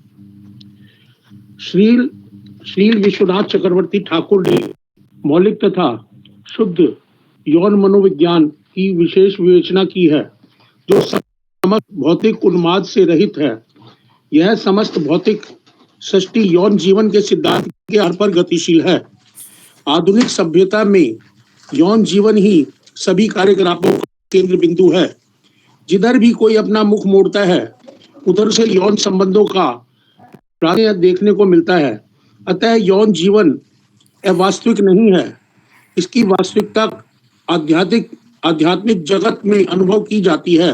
भौतिक यौन जीवन तो मौलिक का विकृत प्रतिबिंब मात्र है।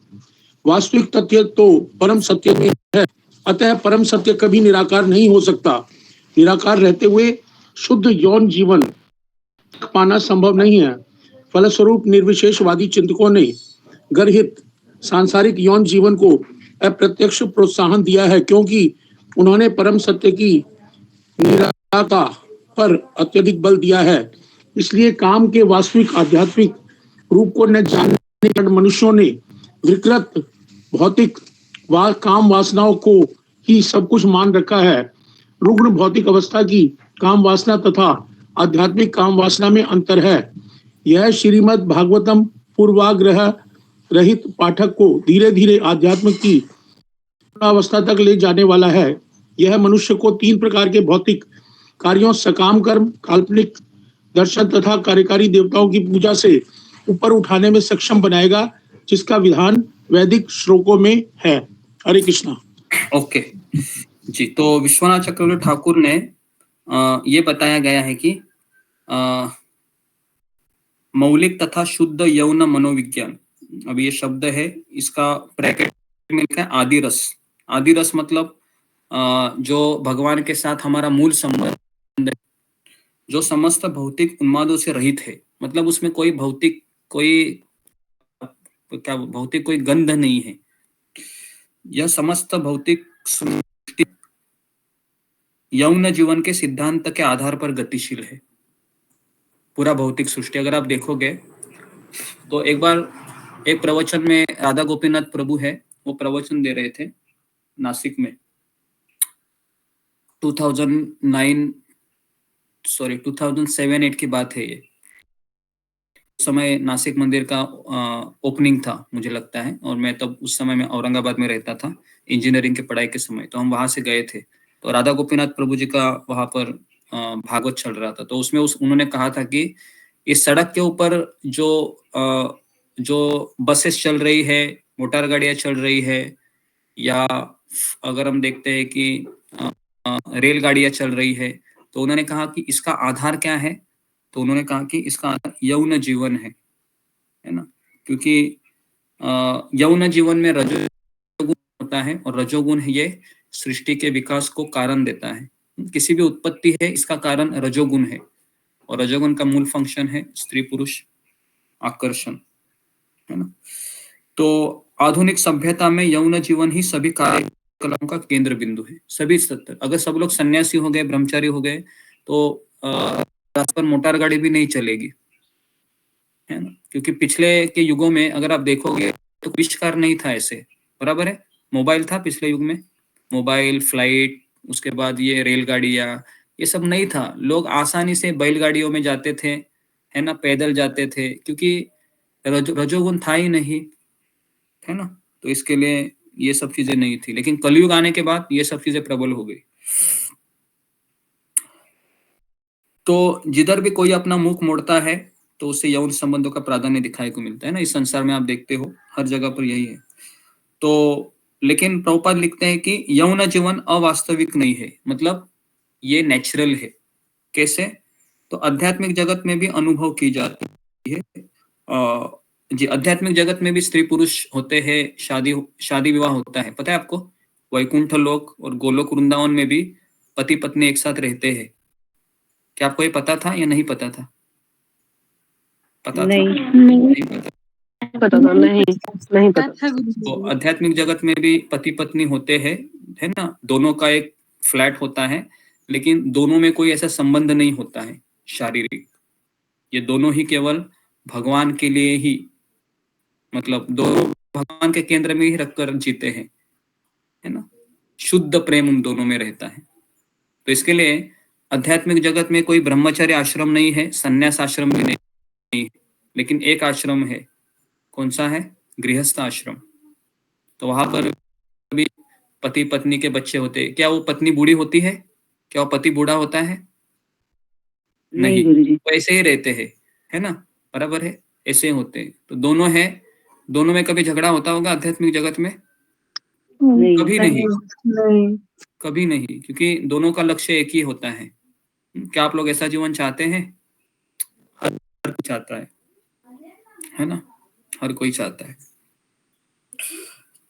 तो परम सत्य हरे कभी कृष्ण निराकार प्रभु नहीं। जी, मेरा एक हाँ प्रभु जी, मेरा एक क्वेश्चन है, मैं पूछ सकती हूँ क्या? हाँ, पूछिए। प्रभु जी, तो फिर जैसे हम अभी यहाँ पर जो भौतिक जगत पे जो पति पत्नी हैं, यहाँ पर तो हम हमारे कर्मों के हिसाब से आते हैं। तो आध्यात्मिक जगत में पति पत्नी मतलब कैसे मिलते हैं और क्या कौन से पति पत्नी होते हैं? देखिए, आध्यात्मिक जगत में जैसे अभी नंद बाबा यशोदा मैया है, बराबर है ना, ये भी तो पति पत्नी है ना। वसुदेव और देवकी है, ये भी तो पति पत्नी है, बराबर ना। लेकिन आपने कभी सुना है यशोदा माता और इनके बारे में, नंद बाबा के बारे में, कि दोनों एक साथ ज्यादा ही एक तरफ से आकर्षित है? ऐसा कुछ नहीं है। दोनों किसके लिए जी रहे थे? कृष्ण के लिए, बराबर है। यश और देवकी और वसुदेव का भी हमने देखा जेल में किस तरह से वो रह रहे थे, है ना। और ये 7 पुत्र भी कैसे हुए? तो 7 पुत्रों के पीछे भी कोई उनका आकर्षण नहीं था, है ना, कोई ऐसा आकर्षण नहीं था, ऐसे ही उत्पन्न हो गए। तो हमें लगता है कि संसार में पुत्रों की उत्पत्ति केवल शरीर, स्त्री पुरुष के शारीरिक आकर्षण से हो सकता है, लेकिन ऐसा नहीं है।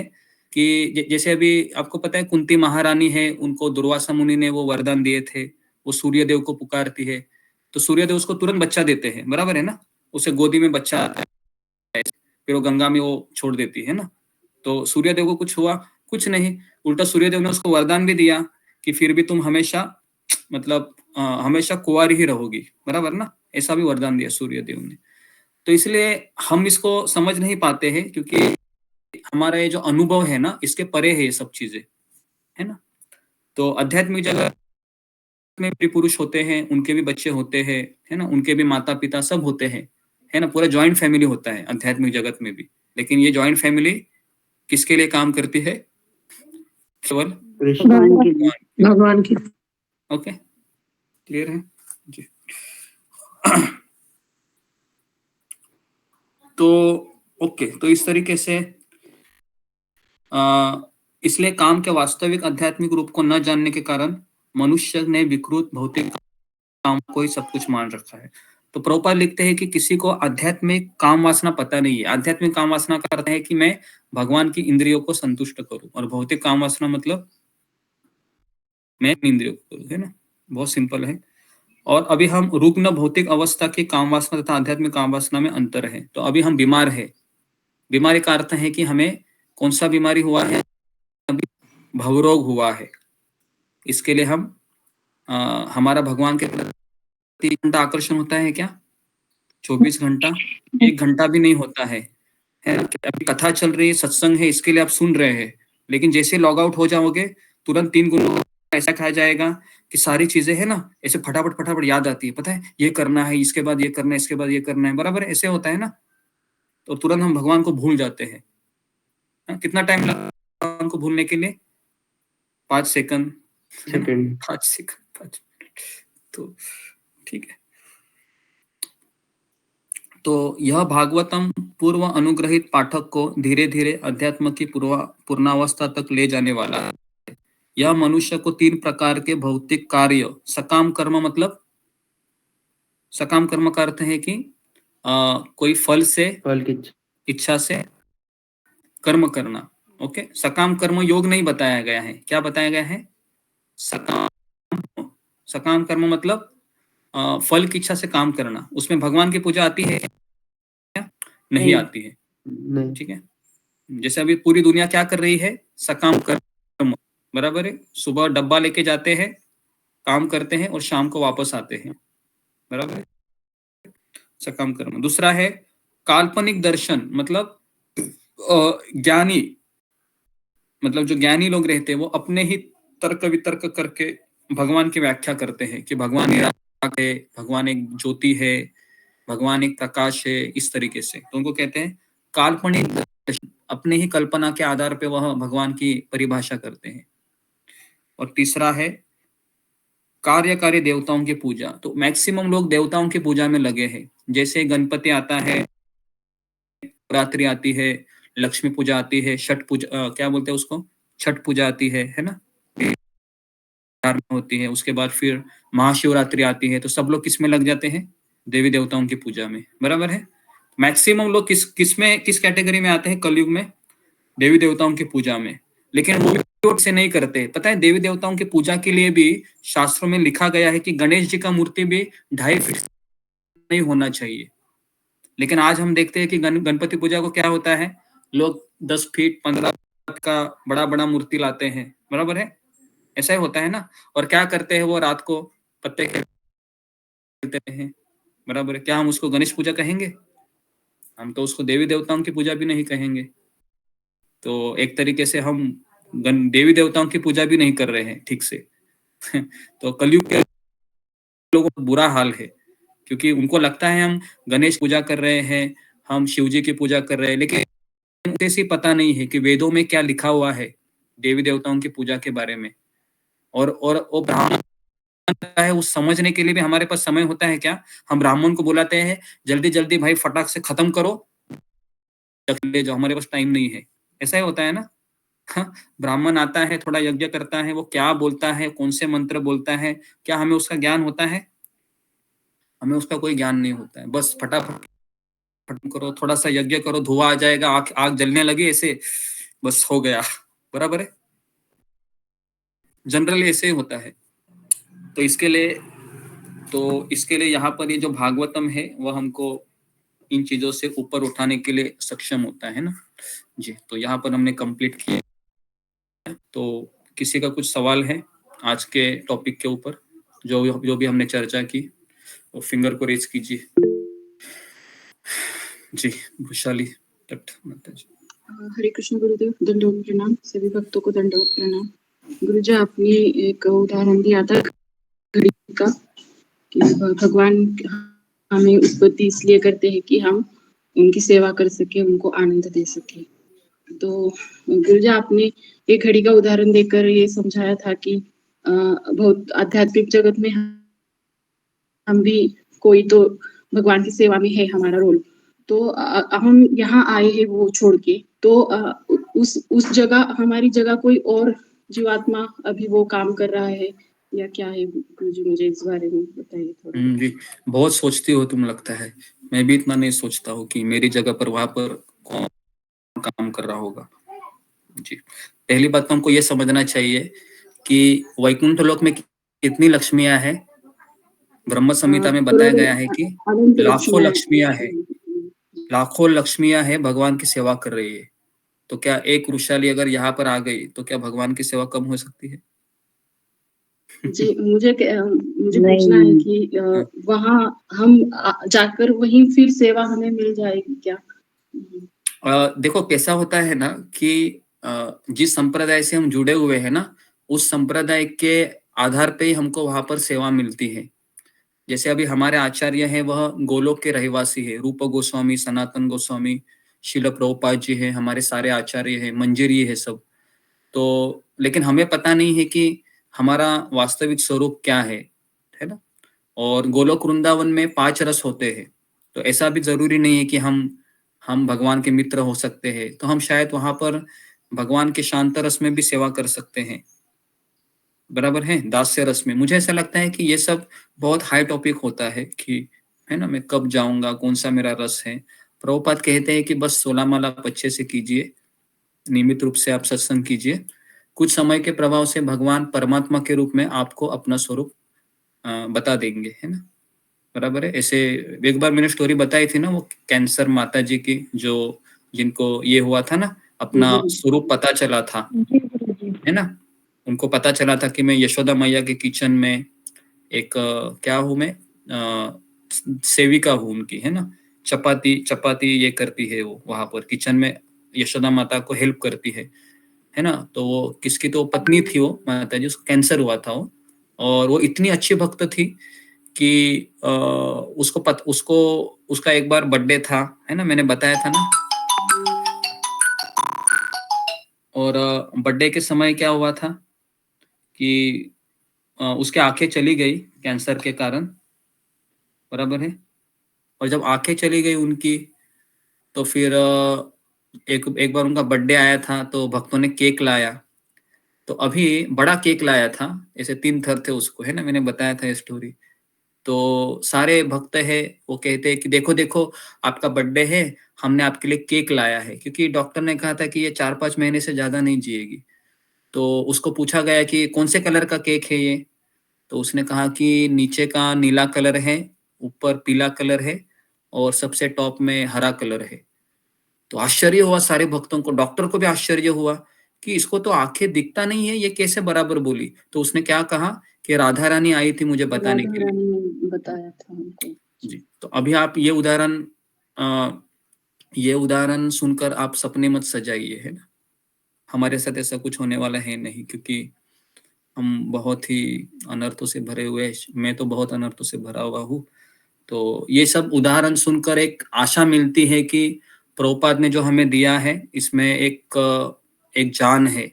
अगर हम सिंसियरली इसको फॉलो करेंगे तो, है ना, हमें भी कुछ पता चलेगा। और नहीं भी पता चलेगा तो भी हमें इतना तो पता है कि मैं सही मार्ग पर जा रहा हूँ या सही मार्ग पर जा रही हूँ। तो हमें इसके लिए चिंता करने की कोई आवश्यकता नहीं कि मैं कहाँ पर पहुंचूंगा। हाँ, कभी ना कभी पहुंच जाएंगे ना, क्या लगता है आपको? अगर हम सही रास्ते पर निकल पड़े हैं, कभी ना कभी पहुंच जाएंगे। कब पहुंचेंगे वो पूछेंगे जब पहुंचना है तो, ठीक है। Okay, next. जी, रितु जेठवानी माता जी। हरे कृष्ण प्रभु जी, दंडवत प्रणाम। प्रभु जी, आपने जो व्रतासुर की स्टोरी बताई थी ना, उसमें पार्वती मैया ने उनको ये क्यों दिया था श्राप? जी, पार्वती मैया ने शाप इसलिए दिया था क्योंकि जब चित्रकेतु महाराज जब आकाश मार्ग से देख रहे थे, तो शिवजी है वह अपनी जंगा पर पार्वती को बिठाए थे ऐसे, मतलब, और सारे ऋषि मुनियों को वह भागवत सुना रहे थे। तो जैसे ही चित्रकेतु महाराज ने ऊपर से देखा तो उनको हंसी आ गई। किनके ऊपर? शिव जी के ऊपर। इसलिए हंसी आई थी कि शिव जी कितने महान है, कितने धीर है। लेकिन पत्नी को हमेशा गलत, है ना, पति के ऊपर हंसा तो पत्नी हमेशा गलत ही समझती है ना। पत्नी का तो वो होता है कि मेरे पति के ऊपर क्यों हंसा है। तो दुर्गा देवी को बहुत गुस्सा आ गया। दुर्गा देवी ने कहा कि मेरे पति पर हंसता है, आजा नीचे, तुमको शाप देती हूँ। तो दुर्गा देवी ने शाप दिया कि तुम राक्षस बन जाओ, है ना। तो राक्षस का जब शाप मिला ना, तो चित्रकेतु महाराज उनको गुस्सा नहीं हुए, उल्टा उन्होंने दुर्गा जी को ऐसे हाथ जोड़कर कहा कि आप मेरी माँ हो, माँ कभी पुत्र से बुरा नहीं कर सकती। तो इसके लिए वो धन्यवाद देते हैं कि हे पार्वती माँ, आपका बहुत बहुत धन्यवाद। और भगवान ने उनको ऐसा आशीर्वाद दिया कि राक्षस योनि में भी उनको पता था कि मैं एक भक्त था पिछले जन्म में, हिरन के जैसा ही था। भरत महाराज का कैसा हिरन बने थे, वो भी सेम केस थी। तो इस तरीके से है ना, ठीक है। और प्रभु जी अभी कौन सा ये चल रहा है? एक्चुअली मैंने फर्स्ट टाइम ज्वाइन किया है, तो भागवतम का first canto and which shloka? ये चित्रकेतु महाराज का पास टाइम है ना, ये मुझे ऐसा लगता है कि 7वें या 8वें स्कंद पर है ये, है ना। तो अगर आप उसमें पूरे 3 से 4 अध्याय डेडिकेटेड है, आप वो स्टोरी, बहुत सुंदर स्टोरी है। राधानाथ स्वामी महाराज ने भी उसके ऊपर प्रवचन दिया था, वृत्रासुर की स्टोरी के ऊपर। महाराज उसमें कह रहे थे कि कभी कभी भक्तों को पहचानना भी मुश्किल होता है ना, क्योंकि वृत्रासुर भी राक्षस योनि में थे। तो कोई कहेगा कि राक्षस कैसे भक्त हो सकता है, तो हम भी कभी कभी जज करते हैं भक्तों को, है ना। ये कैसा भक्त है, टी शर्ट पैंट पहन कर आता है ना, तो हमको एक्सटर्नली हमको जज करते हैं। तो वृत्रासुर की स्टोरी भी कुछ ऐसी ही है। तो हमें इसके लिए भक्तों को जज नहीं करना चाहिए। राधानाथ महाराज कहते हैं कि हर एक भक्त है पोटेंशियली भगवान का एक पार्षद है ना। अभी वो भगवान को भूल गया है, लेकिन वो है तो भगवान का पार्षद। जैसे जय विजय थे, है ना, भले वो रावण था लेकिन था कौन? वो भगवान का पार्षद था, जय विजय था। इस तरीके से ओके। तो नेक्स्ट जुम्मा गोराई माता जी। हरे कृष्ण गुरु जी, दंडवत प्रणाम। सभी के चरण में मेरा दंडवत प्रणाम। गुरु जी मैं इसी पे क्वेश्चन कर रहे थे कि जैसे जो भागवतम दान कर जो है बताया गया है कि भाद्रपद पूर्णिमा में भागवत दान करेंगे तो भागवत हम जाएंगे। तो जिस तरह हमें जो हमारे जो संप्रदाय है इसमें हमें सेवा का महत्व दिया कि हमें जितना सेवा करेंगे तो भगवत हम जा पाएंगे, ठीक है। लेकिन जैसे एकादशी में व्रत जो माने भौतिक लोग हैं जिस तरह एकादशी करते हैं कुछ फल की आशा से, वैसे कि ये भी है कि जो भागवतम कम से कम दान करे तो वो भगवतम चले जाएंगे। नहीं तो इतना तो करना है को माने जो भक्ति मार्ग में थोड़ा बहुत हमें समर्पित होना है, थोड़ा भक्ति करना है। समझ में आ रहा है मुझे प्रश्न। देखो ये कैसा है ना, आपको पता है जब दिवाली आती है तो एक एडवर्टाइज निकलती है ना, 1 पे 1 फ्री, 2 पे 3 फ्री। तो ये भी ऐसे एडवर्टाइज है ना। आप करेंगे तो भगवत धाम ले जाएंगे, लेकिन आपको भगवत धाम जाने का मौका मिलेगा। भगवत धाम जाना इतना आसान थोड़ी ना है कि मैंने एक भागवत डोनेट किया और चला गया, है ना। तो लेकिन भगवान हमें वो एक सुकृति या हमें आध्यात्मिक गुरु से मिलवाएंगे, है ना। अगर किसी ने भागवत डोनेट किया, इस तरीके से उसके ऊपर कृपा होगी, है ना। ऐसा यहाँ तक मैं जानता हूँ कि इतना आसान नहीं है भगवत धाम जाना। हालांकि शास्त्रों में ये भी लिखा है ना कि हम एक चरणामृत पिएंगे ऐसे तो भगवत धाम जाएंगे, बराबर है ना। अभी मैंने तो जब से इस्कॉन में आया हो मैंने कम से कम 5 लीटर तो चरणामृत पिया होगा। लेकिन अभी तक ऐसा लगता नहीं है कि भगवत धाम जाएगी। ओके जी, नेक्स्ट अंजलि सिंह। हरे कृष्ण गुरु जी, दंडवत प्रणाम।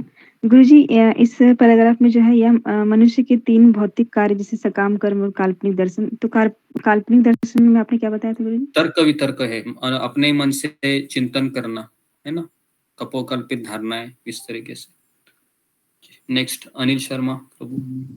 हरे कृष्णा प्रभु जी, दंडवत प्रणाम। गुरु जी जैसे आपने बताया आज कि जैसे हमारा जो अस्तित्व है वो जैसे समुद्र में पानी की एक बूंद के बराबर है या अग्नि की चिंगारी के बराबर हैं हम। तो इसी प्रकार से जो फिलॉसफी है, जो आज की फिलॉसफी, जो आधुनिक विज्ञान है, वो ये कहता है कि जो भी दुनिया में सब कुछ बना है वो सब अणु से बना है, एटम से बना है। छोटे छोटे कण जो है उन्हीं से सब चीजों का निर्माण हुआ है। जी। तो वो कहते हैं कि जो हमारी आत्मा है वो भी अणु के समान ही है, और परमात्मा जो है वो विशाल अणुओं का समूह है, विशाल परमाणु है, अणु परमाणु है। तो जब हम उस परमात्मा से निकल कर आते हैं एक छोटे अणु के रूप में, तो तब हम शुद्ध होते हैं बिल्कुल। उसके बाद में जब हम आते हैं तो यहाँ पर हमारे ऊपर गलत आवरण चढ़ जाता है। 3 गुणों का आवरण चढ़ जाता है, या काम क्रोध लोभ मोह अहंकार के वशीभूत होकर हम अपनी आत्मा को अपवित्र करते रहते हैं। और जो चुंबक है, जो परमात्मा का जो चुंबक है, वो जब तक हम साफ नहीं होंगे, हमारी जो आत्मा है उसके ऊपर से ये सारे की सारी गंदगी हटेगी नहीं, तब तक वो उसको अपनी तरफ आकर्षित नहीं कर सकता। देखिए तो तभी हम उसको मिल पाएंगे, ऐसा कुछ है। जी, मिल जी, पाएंगे तभी हम। लेकिन जैसे आप कहते हैं कि हम कभी भी परमात्मा से नहीं मिल सकते, और उस थ्योरी के अंदर कहते हैं कि जब आप शुद्ध हो जाओगे, जब आपके सारे आवरण खत्म हो जाएंगे, तो आप ऑटोमेटिक परमात्मा से चिपक जाओगे और उसी का अंश बन जाओगे, परमात्मा ही बन जाओगे। देखिए परमात्मा हमारे साथ अभी भी है, बराबर है ना? क्या हमारे हृदय में अभी भी परमात्मा है? परमात्मा हमको कभी छोड़ के नहीं जा सकता है, बराबर है? परमात्मा तो अभी भी है हमारे साथ, है ना? बराबर है ना? हाँ जी, हाँ जी। एक झाड़ में 2 पंछी बैठे हैं, वो उदाहरण आपको पता है ना? एक पंछी झाड़ के फल खाता है, दूसरा पंछी उसको देख रहा है। तो परमात्मा को, लेकिन परमात्मा आध्यात्मिक जगत में नहीं है, समझ में आ रहा है? परमात्मा ये भौतिक जगत में ही है। भगवान एक जीवों का सीसीटीवी कैमरा कैसा सब परीक्षण करते हैं, ये क्या कर रहा है, वो क्या कर रहा है, इस तरीके से। अब ये परमात्मा कौन है? ये कारणोदक्षय विष्णु है ना, या क्षीरोदक्षय विष्णु है? सॉरी, क्षीरोदक्षय विष्णु है, क्षीरोदक्षय विष्णु है। तो क्षीरोदक्षय विष्णु है, वो क्षीर सागर में रहते हैं, बराबर है? और वही परमात्मा है। और अणु अणु का जो आपने बताया, तो आत्मा है वो अणु से भी छोटा है, दिखाई भी नहीं देता है वो। अणु तो एटलीस्ट बहुत छोटा सा मॉलिक्यूल होता है, और ऐसे अनेक अणु का एक परमाणु होता है। तो और ये जो आप बोल रहे हैं कि आत्मा परमात्मा से चिपक जाएगा, तो ऐसा नहीं होता है। ये आत्मा परमात्मा में विलीन नहीं होता है, आत्मा का अस्तित्व बना रहता है हमेशा परमात्मा के साथ, वो कभी विलीन नहीं होता है ना? जैसे मायावादी लोग बोलते हैं कि ब्रह्म ज्योति में विलीन हो जाना, वो हमारा कंसेप्ट नहीं है, ठीक है? हाँ जी, हाँ जी, हाँ जी। शिनू मिश्रा, आखिरी अच्छा, क्वेश्चन। दूसरी बात ये है प्रभु जी, दूसरी बात ये एक बात है प्रभु जी, कि जैसे समुद्र का जो जल है उसके अंदर जो गुण है वो उसकी एक बूंद के अंदर भी वही सारे गुण होते हैं। इसी प्रकार से जो परमात्मा के अंदर गुण है वो सारे हमारी आत्मा के अंदर भी गुण होते हैं, लेकिन वो बहुत बहुत कम मात्रा में होते हैं। नहीं, कम मात्रा में नहीं होते हैं। देखो, क्वालिटी वाइज हम भगवान के जैसे ही है। जैसे खारे पानी में भी समुद्र के पानी के जैसे गुण होते हैं ना। समुद्र का पानी भी खारा है और बूंद भी खारी है, बराबर है ना? उसमें तो कोई फर्क नहीं है, लेकिन बूंद बूंद है, समुद्र समुद्र है, बराबर है ना? क्या बूंद कभी समुद्र बन सकता है? कदापि नहीं है? हाँ, नहीं बन सकता। लेकिन हम अपने आप को ये समझते हैं कि हमारे अंदर भी हम भी परमात्मा के बराबर ही हैं, और हम हर चीज का भोग कर सकते हैं, हम हर चीज का भोग करेंगे। लेकिन हम ये नहीं सोचते कि हमारी जो ताकत है वो परमात्मा की ताकत से बहुत बहुत ही कम है, लेकिन हम उस तरह की बनने की कोशिश करते हैं, तो ये गलत है। हमें परमात्मा के बराबर नहीं समझना चाहिए, बल्कि उस परमात्मा का दास के रूप में समझना चाहिए। ठीक है, ऐसा कुछ होना चाहिए। जी जी हरे जी कृष्ण जी। प्रभु। शिनू मिश्रा जी, जल्दी जल्दी आखिरी क्वेश्चन। हरे कृष्णा प्रभु जी, धन्यवाद प्रणाम। मेरा क्वेश्चन ये था प्रभु जी।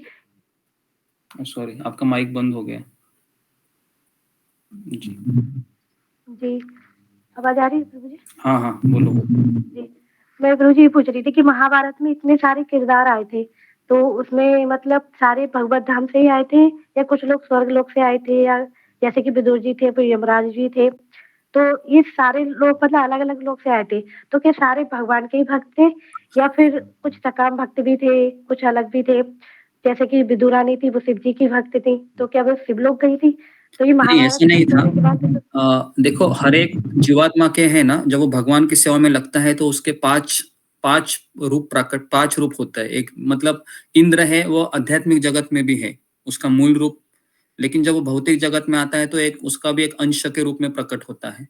अब ये बहुत जटिल विज्ञान है समझने के लिए। जैसे जितने भी देवी देवता है ना, जब ब्रह्मा जी ने कहा था सारे देवी देवताओं को कि आप प्रभु रामचंद्र आ रहे हैं, तो आप सब वानर के कुल में जन्म ले लो, बराबर है? तो फिर इंद्र है, अग्नि है, ये सब जन्म लिए थे। लेकिन अभी है तो ये देवी देवता, लेकिन ये जब इनका एक स्वरूप प्राकट्य होता है ना, तो वो शुद्ध स्वरूप में वो भगवान की सेवा में लगते हैं, और वह फिर भगवत धाम भी वही जाते हैं, है ना? और जब उनका रोल खत्म होता है तो एक ही इसमें, जैसे एक ही आत्मा के कम से कम 5 ऐसे अलग अलग पर्सनैलिटी बनते हैं। उनमें से एक जो शुद्ध होता है वो भगवत धाम जाता है, और दूसरा होता है वो वापस देवी देवताओं के शरीर में प्रवेश करता है। अगर ये एक किताब में लिखा गया है, जीव गोस्वामी का एक किताब है लघु भागवतामृत, लेकिन अभी मैं तुमको आपको ठीक से बता नहीं पा रहा हूँ, क्योंकि मैंने उस किताब को पढ़ के बहुत दिन हो गए, लेकिन ऐसा ही कुछ होता है तो बता दूंगा मैं उसको पढ़कर, अभी मैं ठीक से एक्सप्लेन नहीं कर पा रहा। ठीक है, हमारे साथ भी ऐसा ही होता है क्या? नहीं हमारे साथ ऐसा नहीं होता है। अभी जैसे अभी गोपियां है ना आध्यात्मिक जगत में, तो कुछ गोपियां है वह शाश्वत रूप से भगवान के साथ रहती है, और कुछ गोपियां वो साधना सिद्ध है। साधना सिद्ध मतलब अभी जिस तरह से मैंने यहाँ पर साधना भक्ति करके गोपियों का भाव मैंने कैसे तो स्वरूप प्राप्त ये किया, और फिर वहां पर मैं भगवत धाम में जाकर भगवान के वो जो गोपियों की लीला है उसमें मुझे प्रवेश मिल जाता है। लेकिन मेरा आइडेंटिटी साधना सिद्ध, साधना सिद्ध मतलब साधना सिद्ध गोपियां होती है, और दूसरी गोपियां होती है मुक्त होती है, जो हमेशा शाश्वत रूप से वहीं पर रहती है। तो ये सब कैटेगरी भक्ति रसामृत सिंधु में बताई गई है। ठीक है, मुक्त जो गोपियां होती हैं वो मतलब भौतिक जगत में नहीं आती कभी? नहीं, वो यहाँ पर नहीं आती है शाश्वत रूप से, वो परमानेंट उधर ही रहती है। ओके, तो यहाँ पर मैं ब्रह्मा जी भी मतलब 84 लाख योनियों में आते हैं क्या? समझा नहीं, क्या बता रही हूँ? गुरु जी के चरणों में दंडवत प्रणाम। एक सवाल ठीक है, मैं यहाँ पूछ सकती हूँ गुरु जी? हरे कृष्णा, नहीं, श्रीमद् भागवतम की जय, श्रील प्रभुपाद की जय जय। हरे कृष्णा गुरु जी, दंडवत